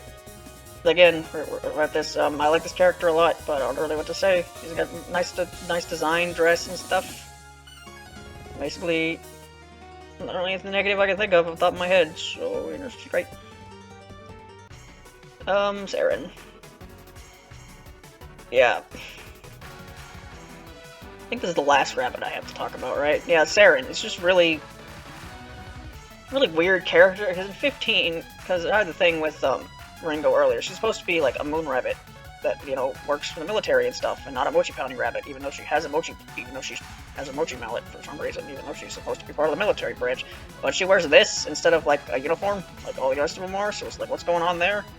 And then her power, and then she carries around a mochi mallet, even though she's not seen pounding any mochi. And then her power is she teleports bullets from another dimension. Whatever the fuck that means. And yeah, you fight her in 15, and then I'm pretty sure the only dialogue that she had that was all that interesting was with Raisin, because that was, you know, the case for most of that game. 15's dialogue, I swear I hear people talk about how 15's story is really good, and then I read through all the dialogue, and it's like, Reimu and Risa don't even want to be here. Sanai is acting like a superhero, which is kind of adorable, but not exactly serious. And Raisin's the only one that matters. So, whatever. And then in 19, yeah, I remember when, like, the 19's demo came out, and it talked about what the character stories were going to be. And it was I think the foreshadowed, or, what it said Saren's story was going to be was something along the lines of, Saren is trying to find a place in Gensokyo for moon rabbits. And I put way too much faith in that statement, because I was like, oh boy, that sounds like maybe Raisin, or Saren, she's gonna try to find a place for, you know, maybe potentially other moon rabbits that end up in Gensokyo like her. Maybe she'll find a place where they can, you know, like live and live a better life and stuff. No. That story, what that meant was that Saren is a massive germaphobe, because she's from the moon where everything is squeaky clean, it's a giant fucking rock. And going down to Earth, which is, you know, stuff, is too dirty. So she doesn't like that, so she has a lunar orb somehow that makes everything clean, and she's going to use that to create a clean place for moon rabbits, because moon rabbits like cleanliness, I guess, except she's the only one who seems to be a germaphobe from what I can tell. Raisin doesn't seem to act like that, but then again, she's been on Earth for like 50 years. I mean, that's how she acted at first, who knows? Then Saren loses it somehow, and then she ends up in hell somehow, and she's really scared by it. So Saki shows up, and Saki is really cool, and she's like, okay, I will take you back to Earth. And then I think she does, and that's the end of that. And I don't even know if Saren, I don't even remember if Saren got the orb back. I don't remember. But yeah, really weird. So just, I don't know, this is the way Zun writes Moon Rabbits. This is very interesting. It ranges from bad to very, what am I reading, to what are you doing with Raisin? Apparently there was an interview at some point where someone was like, man, Raisin sure has it rough. Maybe she has depression. And it's like, wow, that's something to just fucking randomly say about a character. Cool. Rika. Probably my favorite PC98 character, maybe. Might like Mima or Shinki a bit more. But she's basically PC98 Notori. Because, you know, she builds the tanks. She's so cool. Look at her build the tanks, isn't that so cool? And then she's the first extra stage boss in the series, so you know that's something. And, I don't know, hairstyle. Like brown hair with braids. Is there a character like that? I don't know. Like an outfit. I can't really tell. It's just like a white shirt, I guess, with a tie. But, yeah, Rika. I like Rika. She, you know, she makes tanks. She's pretty cool. Hina. I mean, I like Hina. She has the whole thing where, you know, she, like, takes misfortune away from people, but because she's filled with misfortune, she can't be near people. That's the really tragic thing about her and stuff. And then, I mean, I guess spoilers for this, Notori's gonna be pretty high, too. I like Notori a lot, and,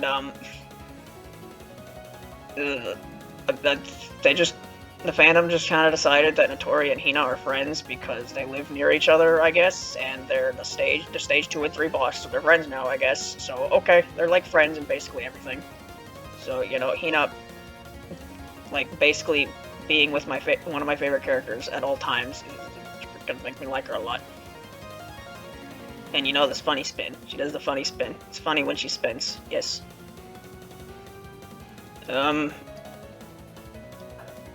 Then, like, she's apparently related to dolls or something, because she's supposed to look like those dolls that go down the river or something, and that's why she's always the first thing you fish up when you fish something in a Puppetmon game. Fishermen are a lot more annoying when they've got 6 Hinas instead of 6 Magikarps. Anyway, I mean, I like Hina, but I think I like the monkey a bit more. Monkey more than the zombie, though. What do I even say about Rukoto? Rukoto. I swore it was Rukuto. Whatever. She's a maid. That Reimu got at the end of her ending in Touhou 3. You maybe made her. And she, like, runs on nuclear power or something for some reason, and then she's really bad at her job. So she just kind of exists. I don't know. She's literally a character that just shows up in an ending. I mean, unlike the missile, she's, you know, sentient. I think she's a sentient robot. Well, she's got a whole lot of nothing. Got green hair, I guess. She's technically the first maid in the series, so, you know, there's that. Ellen. Ellen's weird because she's literally, like, Zun just up and took a character from an already existing manga series and just put him in his games. Yeah, I feel like one of the reasons Zun doesn't like associate with PC98 so much is because of stuff like this. He, like, literally took something from someone else's series and just put it in his game. I don't know anything about that series. Most of what I know from Ellen is, I don't know, I think she was a character in one of the DLCs for Misty's Izakaya. Cat is named Socrates. But yeah, I don't really remember much from what this character said in Misty's Izakaya. I don't know anything about this character from the actual game. She's a witch who doesn't remember most things or something, and that's her tragedy, is that she forgets things a lot. I don't remember any of what happens in Touhou 3, so I'm going off fan games here. In Misty's Izakaya, she, like, runs a magic shop, and she, like, sells you food or something. So yeah, most of what I know from this character is from Reimus Awesome Holiday, which is a completely different character. Well, not really. In that she, for some reason, has the ability to take anyone else's ability, which is bullshit, but, you know, that game's plot makes it work. And Socrates is a giant cat, and it's funny. You're just a hell moon. Just a bronze disc. Are you even alive? I don't know. If you are alive, are you any more sentient than the eyeballs are? I don't know, this is the boss from Touhou 1. I guess the neat thing about Kukuri's theme, I don't think it's just Kukuri's theme, I think it's Kukuri and someone else's theme, because that's the thing with Touhou 1, is that the bosses in both routes, they like share a theme. I remember that Yugen Magon and Mima share a theme. The thing about Kukuri's theme is it's actually, like, if you go back and listen, it has, like, hints of themes that Zun would later make. It's got, like, Maiden's Cappuccino in it, and something else. So it's neat. Her theme is probably the neatest thing about her. Sakuna. Riddle. Inabate. Tui tui te te. Do I want to tell this story again? I mean, I already told it once, so I might as well. Yeah, when I was first getting into Touhou in, like, you know, late 2015, you know, there's plenty of characters whose name I couldn't pronounce. I didn't know how you're supposed to pronounce it, so I pronounced this character's name Touhou. We got a rabbit. The family got a rabbit around that time, and I suggested we name it Touhou. So we had a rabbit named Touhou. That rabbit didn't live very long, unfortunately. I don't want to get into that, but, I guess because of that, I've, like, liked this character quite a bit for a while. Even though, like, when I really think about what the character is, like, there's really not that much I really like about her. She like, bullies Raisin a lot, and I like Raisin, so I'm not gonna say Raisin doesn't completely not deserve it, because Raisin's kind of full of herself when she thinks she's, like, the leader of the rabbits when she's not. But it just kind of feels like it's overboard, where apparently there's a whole manga series that's mostly that, and then it's, like, in so much fan stuff that I just don't care anymore. And that's just most of what this character does, is bully Raisin, and then, like, she's a little fucking scammer or something. She, like, tries to like, scam people with businesses or something. I don't really remember the details. She does that a couple times. She's also, like, good fortune or something. She gives people really good fortune. You know, weird carrot necklace thing. And, yeah, there's a whole thing about how she's the white hair of Inaba, and that's like her big backstory. But it just feels like especially compared to a couple other characters, her backstory is just kind of irrelevant to who she is as a character. Because, like, how much of what happens in that story actually, like, seems to affect Tay as she is now? Like, I don't know. This feels like she's the white hair Inaba just to make her a more interesting character, not because it actually does anything to improve her character, you know? Like, if that wasn't her backstory, would she act any differently, and would it be odd that she's acting different? I don't know. I cannot really explain this very well, but Tay, like, I like her, despite the fact that, like, she really doesn't do all that much that makes me like her. I just kind of like her because I've seen her in a bunch of stuff, and at this point, like, she's fine. I prefer when she's not a dick to racing. And in stuff when she's not a dick to racing, she's great. But a lot of times she's a dick to racing. So there you go. Renko Usami. I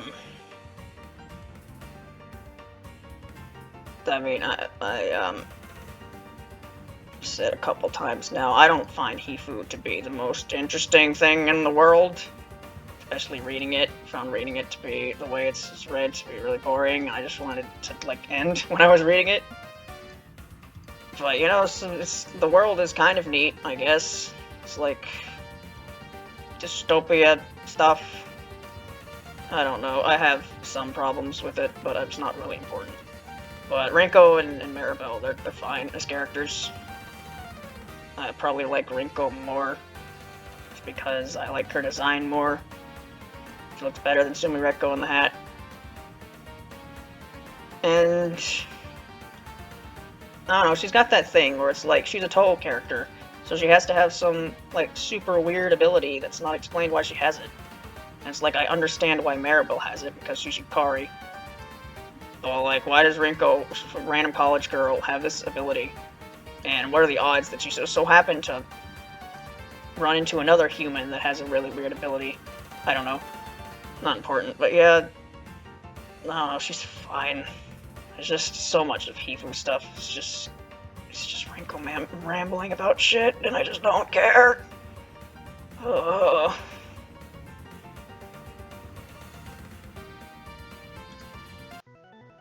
Notori. I love Notori.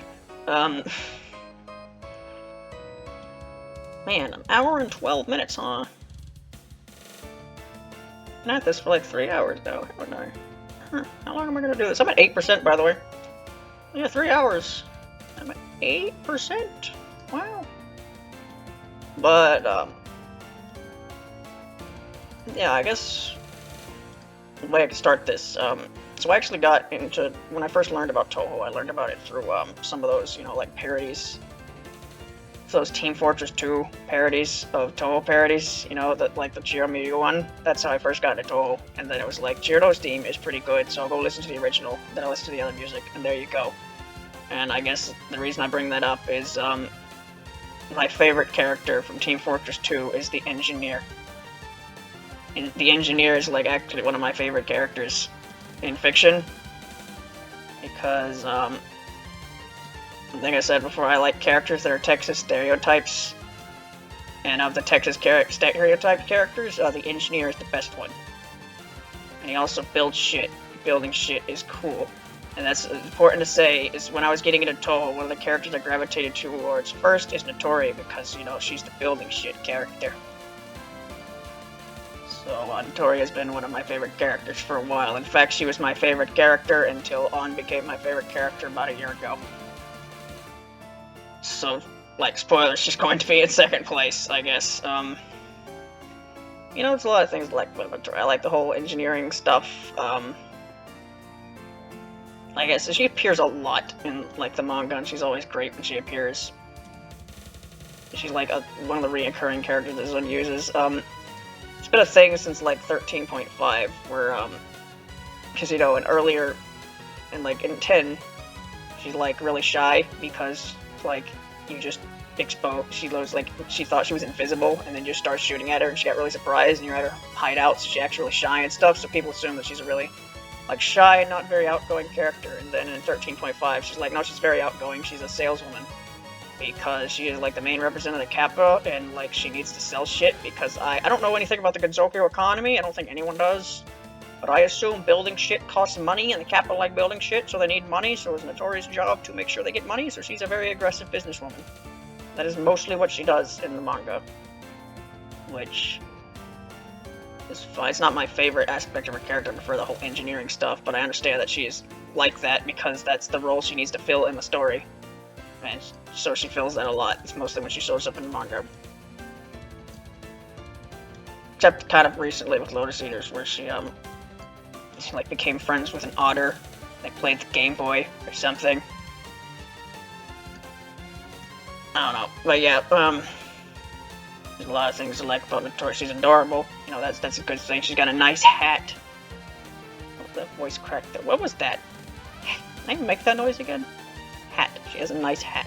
With a weird squiggly line on it. What's the squiggly line supposed to be? I don't know. And she's got a comically large backpack, which she carries around with her. Which the key may or may not be used to open. But, yeah, you know, just a bunch of things to like about Notori. And, like, the ironic thing is, like, despite the fact that there are far less characters to represent them, it's like a lot more shown what the Kappa are actually like, unlike the Tengu, where it's like, oh, they have all these different, like different types and different levels of society, but here's three Crow Tengu. Here's like the Kappa, or you know, one thing. Notori's their leader, sort of. Not really. She's more of a spokeswoman than an actual leader. Like she leads them in like projects and stuff, but like it's not like she's the ruler or anything. And you know, you get to see the Kappa do stuff. There's like a bunch of, there's at least like 4 just random Kappa designs for different Kappa that keep showing up that aren't like technically characters, but like there are honestly more characters than some of the characters that show up on this thing. So you know it's neat when, you know, other Kappas show up. But yeah, there's probably a bunch of other things I can talk about with Notori that I am currently forgetting, but you're Notori, I like Notori a lot. Shingyoku, the first boss of Touhou 2, they are an orb, a girl, and a boy. Why is the orb not considered a character when the female and the male are, and fucking eyeballs are? Who knows? Anyway, he got red hair and he got weird horns, so you know, that's something. You're just seeing James in, Reimus Awesome Holiday, so that's something. Edison. Merlin. The funny thing about Dormy, these characters are both related to dreams. There was like a period of like a couple months during like 2019, 2020 where this is like my 3rd favorite character pretty consistently, and I don't really know why. It's not the case anymore. But you know, she's goofy. She's like the ruler of dreams, and that sounds really powerful and shit, especially since people can get you and get you out to be really powerful, even though they have the same thing. But she's really not that important. Like, she was important a lot in 15.5 because the game had to do with dreams, and then sort of with 16.5 because that game also had to do with dreams, but at the end of the day, like, she just rules dreams, and dreams aren't that important to the real world, except the fact that dream versions can swap with real versions makes it seem like it is, but nothing that serious really happens, so whatever. And, you know, she has a giant sleeping cap that's just this giant Santa hat. She has weird something all over her. Really weirdly designed. She has like a tail sometimes or something. She's supposed to, I think she's based off the same thing that Drowsy from Pokemon is based off of. She's like, eat your dreams, you're gonna eat your dreams. Yeah, she's a goofy character. She makes the little, you know, the 3 mouth. She does that a lot. And she turns into a giant weird sheep monster thing. That she does. Right, since I'm 119 here, I'll get close to like 2 hours, and I'll probably call it for a day. But, yeah. Waggy Saggy Hime. The interesting thing about this character is it's like debated whether this character like can fly or not, because in Touhou 14, it's like it's kind of vague whether she's flying during the fight or whether she's like swimming. And then people like to put her when she's like going on the land and stuff. She has to like kind of be carried around by other people, which would only happen if she couldn't fly herself. It's because the thing with Touhou is characters can fly 100% of the time in the games, but in the written material, they just don't most of the time. And then there's even like a part in like the Lotus Eaters chapter where fucking Reimu falls down a cliff and Marissa's like, oh no! And then Reimu starts flying and it's like, right, we can do that. My conspiracy theory for that has always been that fairies like start attacking you if you start flying or something because it makes them excited or something, so people walk to not have to deal with that. It's based on literally nothing, but it's at least something. Anyway, Wagisagi Hime is a fish. She's a friend with the other two characters who haven't shown up yet. And they're in the grassroots yokai network or something. Kagero tried to eat her once because she saw her tail and thought she was a fish.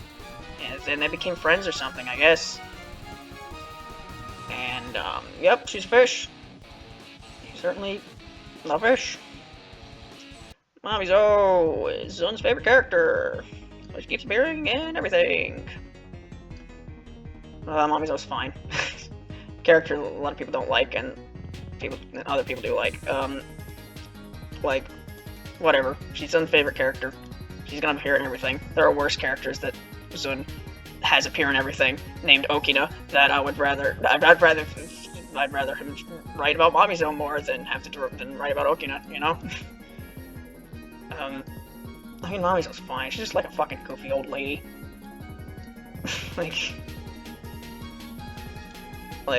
I remember, like people talk about Lotus Eaters like it's like actually something more than it is. Like, oh, Lotus Eaters is about the subtle power grabs that yokai have in the human village. Like, fucking is it? Because it just looks like Mamizo and the fucking other two, they go out drinking, and then something happens, and then they go do stuff, and then something that will never affect anything again happens.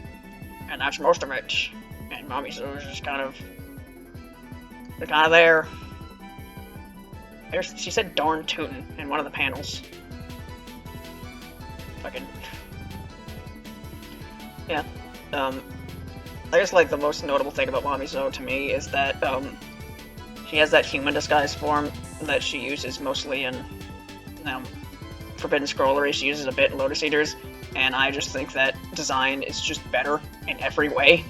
So, like, if that's what she actually looked like, I'd probably like her a bit more. But, you know, the way she looks is fine, I guess. Yeah, whatever. She'll probably end up somewhere in the middle. I really don't have that much of an opinion on her. I don't, like, the fact that she appears and everything, it's like, fine. Whatever. There are worse characters that could show up. Certainly better characters, but, you know. Doesn't like writing this character, so I might be mad about it. Oh, no, wait, no! Love this character.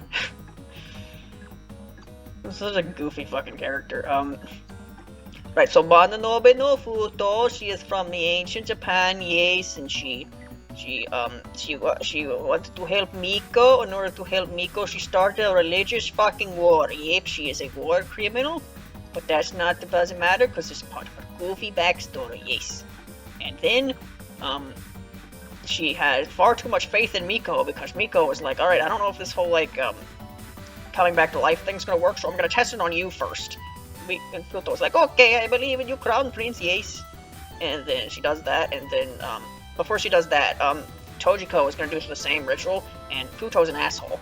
So she, like, screwed with Tojiko's thing, so when Tojiko came back to life, she didn't. She became a ghost. She's a ghost now because Futo's an asshole, but she's a likable asshole. And then she comes back to life, and she talks in Old English because she's from 1,000 years ago, and I guess she's just not... I guess Miko can come up with the times, but she can't, so she talks like it's the ancient times. Reminds me of that time... the only game I can think of that uses, like, Old English as much as Futo does is in Super Paper Mario, where you go to the 7th world where you have heaven, and for some reason heaven is filled with angels that all talk like Futo. But yeah, you know, she comes back, she rides a boat, she's really goofy, yeah, she shoots arrows.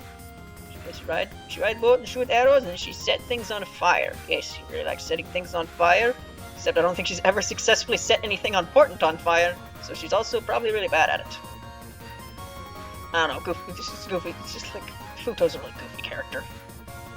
She's a character that's literally impossible to take seriously.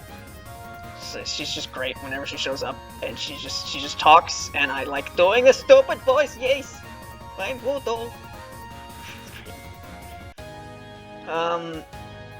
Kogasa. I wonder how high Kogasa will end up being. She's normally a pretty high character, but like, I don't know. I don't know. She's got a lot of things going for her. You know, she's got the whole blacksmith thing. She secretly makes Reimus stuff now, apparently. She tries to surprise people, but she's really bad at it. So she's like semi-depressed sometimes, but then, you know, she gets back up and she's ready to go again. So she's an inspirational character to is. She always fails, but she always keeps going. And she's got heterochromia. That's a neat design thing. And she's adorable. So, you know, what else could you really want from a character? But I'm going to use her as a vehicle to complain about Touhou for a minute, like I did for Byakuren. So, you know, you have the whole thing about how you know, Kogasa, she can't scare anybody because she's really adorable. Who would be scared about this? And that's just, I don't know how you can't go to that, look at Kogasa and be like, wait a minute, Touhou's lore doesn't make any fucking sense. Because all the yokais, they're supposed to be scared, like the people are supposed to be scared of them, but they also all look like Kogasa. So why is it that Kogasa can't scare anyone, but everyone else is apparently? It's just Kogasa who can't do it, even though she looks just as cute as everyone else. I don't know. That's just the way it is. In Gensokyo Kirky. Anyway, Maribel Hearn.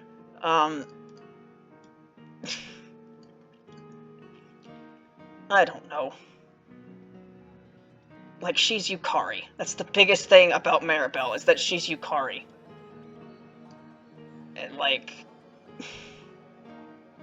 I don't know, I used to, I joke about that theory, I'm currently joking about it right now, because I kind of fucking hate it, but it's probably true. Because when I first heard that theory, I was like, wait, that would require, like, time travel and a bunch of other bullshit. And then I found out, no, there is time travel in Touhou, and it's really fucking stupid. Okay, yeah, I haven't seen a series that tried to incorporate time travel when it didn't already exist and have it not be a mess. So I don't think Zoon would be able to do it either. So yeah, Maribel is somehow Yukari, because she can travel through time, because gaps are also gaps in time or some shit. But then, you know, you have the obvious question of, okay, so Maribel exists in a time when Gensokyo exists, but then she goes back in time to become Yukari, who helps create Gensokyo. So how exactly is she both someone who created Gensokyo and someone who experienced Gensokyo in the future at the same time? So there must have been, so either there's like a constant time thing that there's always a Gensokyo because there's always one to go back to the past, or there was an alpha Maribel who became the original Yukari that every Maribel after was affected by. It's just like, I fucking hate time travel. But, yep. I don't know, what do you want me to say about Maribel? She's Yukari, but not yet. And never, because Tifa will probably never actually reach that point before it just stops being written. But, yeah, Kogasa. Tojiko was in Lotus Eaters, and she made a funny face. It was great. But, like, there's not a whole lot to this character. She's a stage 5 mid-boss. And I just think I've always found it to be kind of unfair. I don't know if that's the right word. Just interesting, I guess, how Byakuren has, like, fucking a million different characters associated with her, and she keeps getting more. Like Jun is now associated with her now because of 15.5, where she already had so many characters before. Whereas with Miko, it's like you get Futo and Tojiko, and maybe Kokoro, who also goes with Byakuren. So it's like Miko's group is nothing, and one of those is really small, and part of that really small is a stage 5 mid-boss who has like no dialogue. Doesn't have any dialogue in Lotus Eaters either. But yeah, the most thing known about this character is she fights with Futo a lot and fan stuff, and that's funny because Futo's funny, so any character that's related with Futo is going to be with humorous situations. And apparently she's also based off the historical person that was Princess Shotoku's wife, so shipping happens a lot, so that, yeah. Anyway, Rabbit. Lily.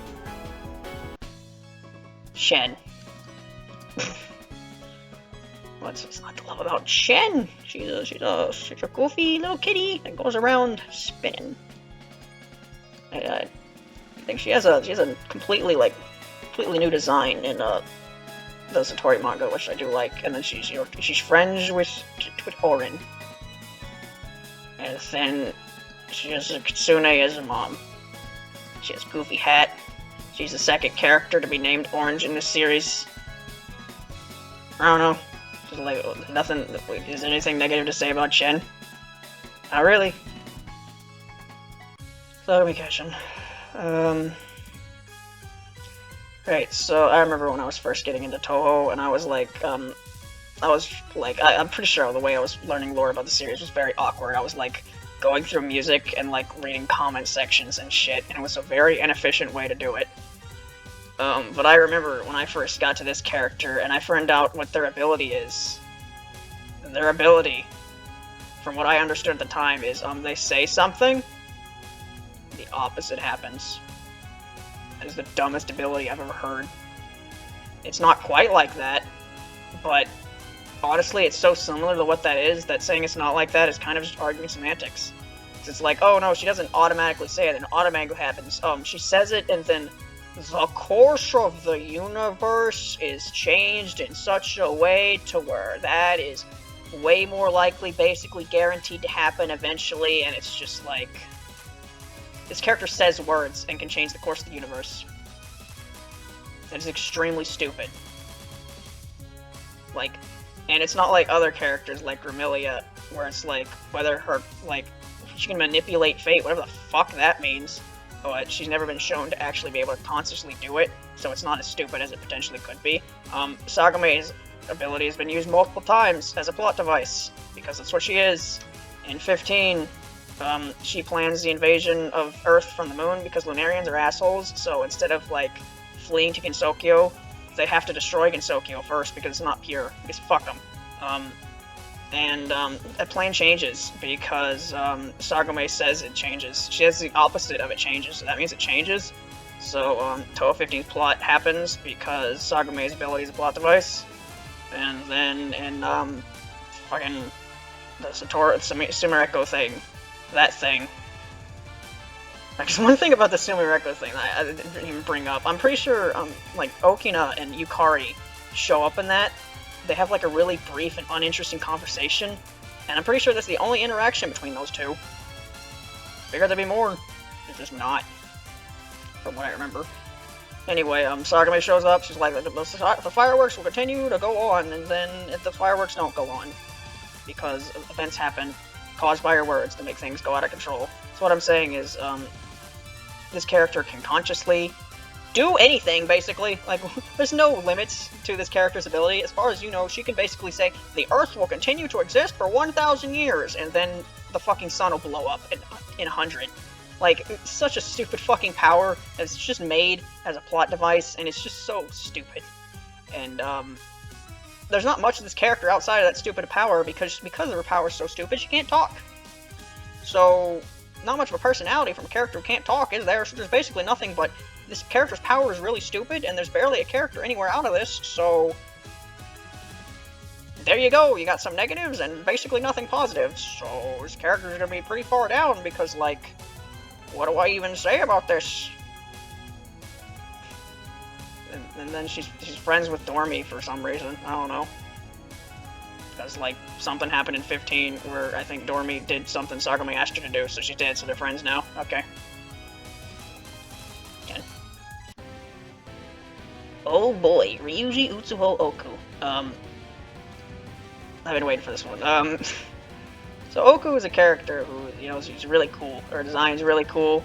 Her whole, like, nuclear fusion shit, it's really cool. Her cape, the elephant's foot, the, like, little particle thing, the cannon that you can take off, the eye thing that you may or may not be able to take off. It's really cool. But the problem I've always had with her character is that, like, it'd be one thing if she was, you know, stupid. But she's, like, really, really, really stupid to the point where it's kind of, like, hard to, from what I've seen, very hard redefine stuff that actually like made her interesting, because like her stupidness, you know, it's used in M1 as like a joke and she's really funny. But when you try to take the character seriously, it's like this character is too stupid to have serious moments with, because like it's like in 17.5, she literally can't remember what just happened. She'll fight someone and she'll be like, what was I doing? It's like, how do you write something like that when you have a character who basically just doesn't fucking think? And this is like the biggest issue I had. But you know, recently I've seen fan games and stuff that admittedly tone it down a bit to where, you know, she's still an idiot, but she can remember what happened 5 seconds ago at least. And, you know, the first game of that is in Fantasy Maiden Wars.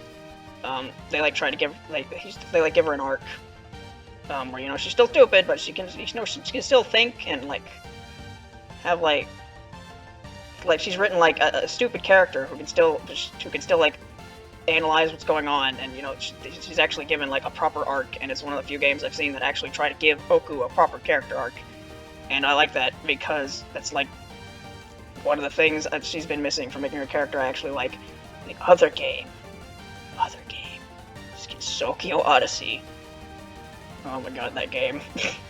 So in Sokyo Odyssey, that game is a game where you, main character, you're not really the main character, you're just kind of there. The two main characters in Sokyo Odyssey are the fan character Gakoi and her lackey here, Utsuho. And they basically have the majority of the dialogue in the game, and they're the best characters in the game by far. And they're fucking great. I'm not gonna try to do the voice right now. Will I? Hey, Gakoi, can I do this voice right now? I don't know. Hey, Gakoi, you know, I was trying to buy the clothes you asked for, right? But there's just nothing but soup around here.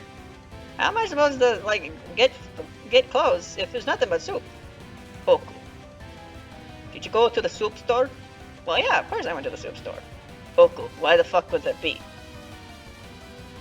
Why would there be clothes at the soup store? Well, you know, I mean, it's a store, right? Stores always sell what you want, right? God damn it, Oku. Yeah, I don't really have the energy to do that right now. But, yeah, Oku's, like, probably, like, the second best character in that game, Gakoi being the first one, and she's just great, because, you know, she's a fucking idiot, but she's, like, a character, but they actually, like, give her a character arc and stuff, because, Satori kicks her out, and then Orin disappears, and is apparently might be in the sequel or something. So Oku's by herself, and then she meets up with Gakoi, and then they have fun times, and it's great. Basically saying is, Oku's probably going to go up a lot because of two fan games. Land Red Scarlet.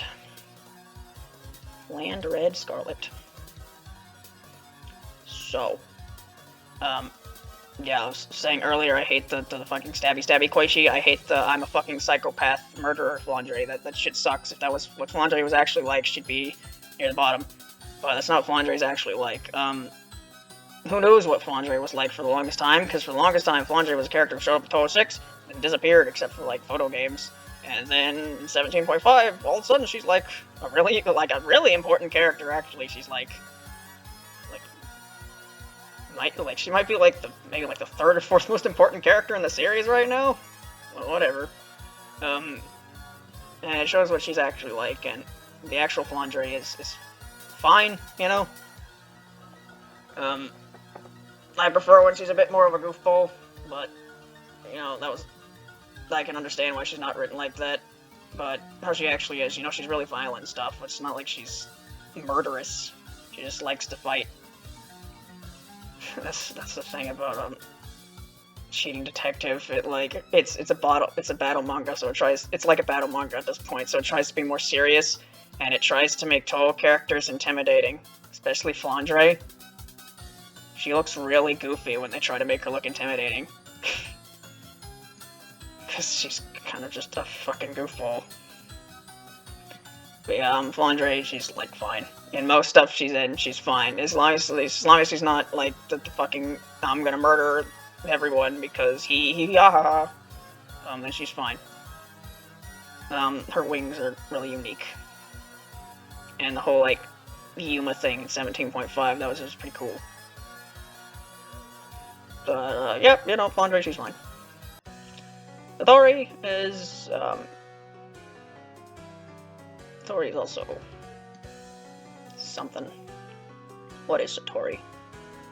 I think it's neat how, like the contrast she has with her sister, where, you know, Koichi, she hated her ability so much that she sealed it away into disastrous effects, whereas Satori, she thinks her ability is so fucking cool. She thinks the fact that she can read minds is so fucking cool.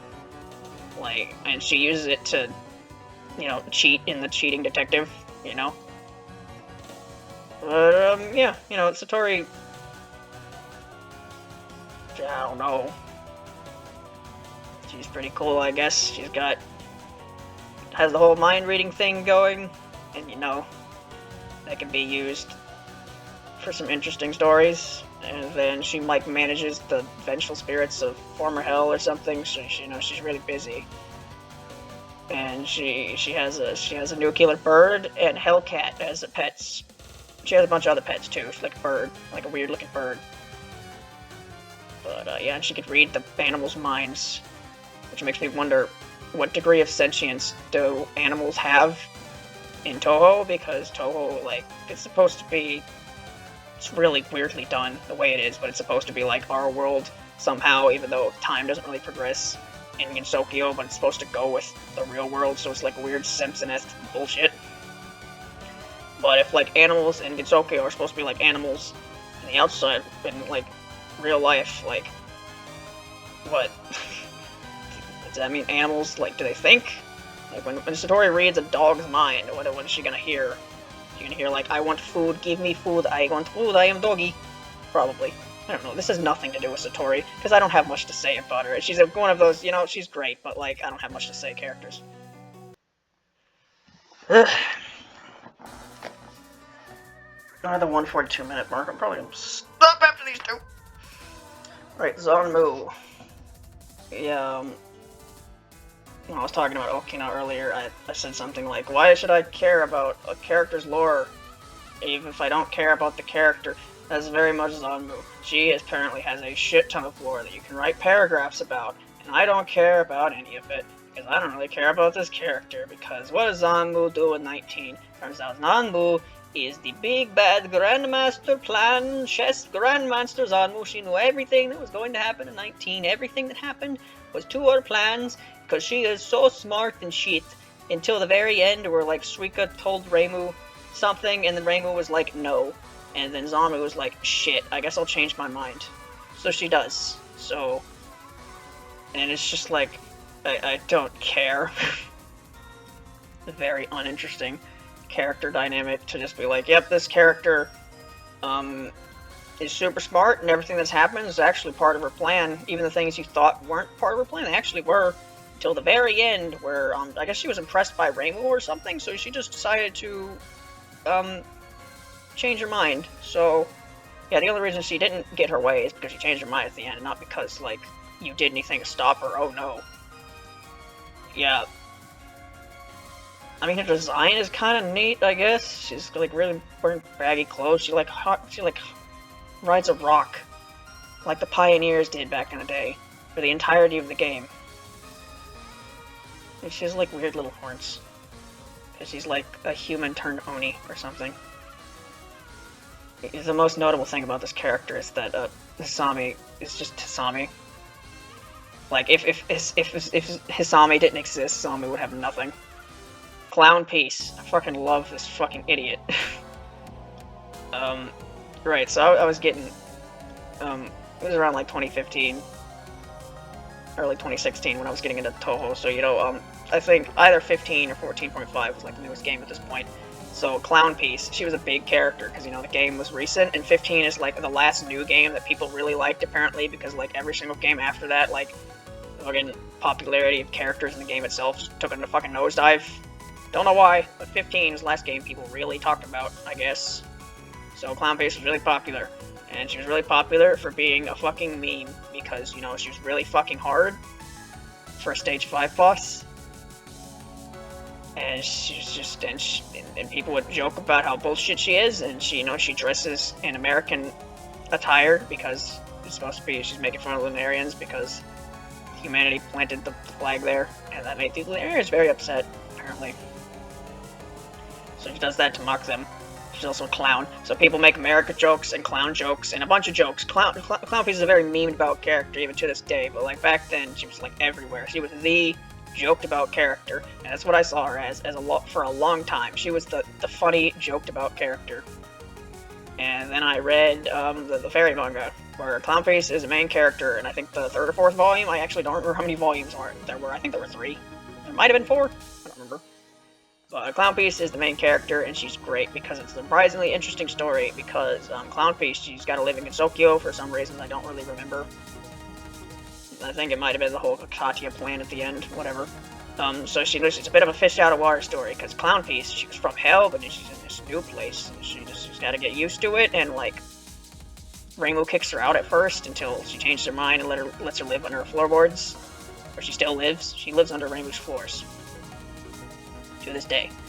But, you know, she becomes friends with other fairies, and it's really great to see, you know, you see the clown become friends with the other fairies, and it's great. And then at the very end, you have the ending of the story where, you know, the fairies being turned into stuff, and they don't know why, and Clownface, she's got to find out why. And again, this might be me misremembering, but I'm pretty sure she went against Katya's orders in order to help her friends, which is something very admirable thing that a lot of Touhou servers probably wouldn't do.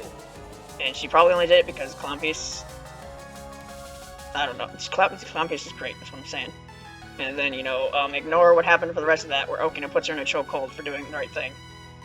And, you know, Clownface is great, you know.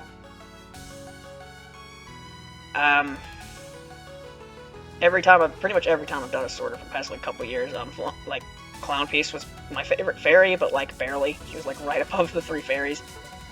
Which isn't too surprising, you know, I mainly liked her from the manga, where the other 3 fairies are from.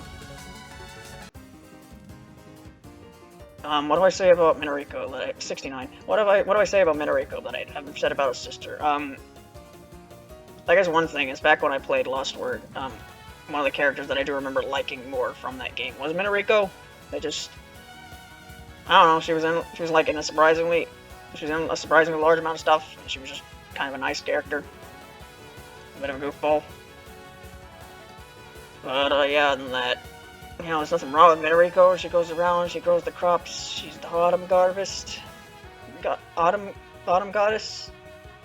Keipu kept calling her the goddess of fertility. I don't think that's what she is, but, you know, whatever. And, yeah, you know, she's great. She's got grapes on her head. Apparently, yeah, the team behind Misty Izakaya, they're making a Minariko farming game. I can imagine this character is going to blow up in popularity when that game comes out. Alright, 148. I will stop now. I don't know if I'll continue now. I might continue this later.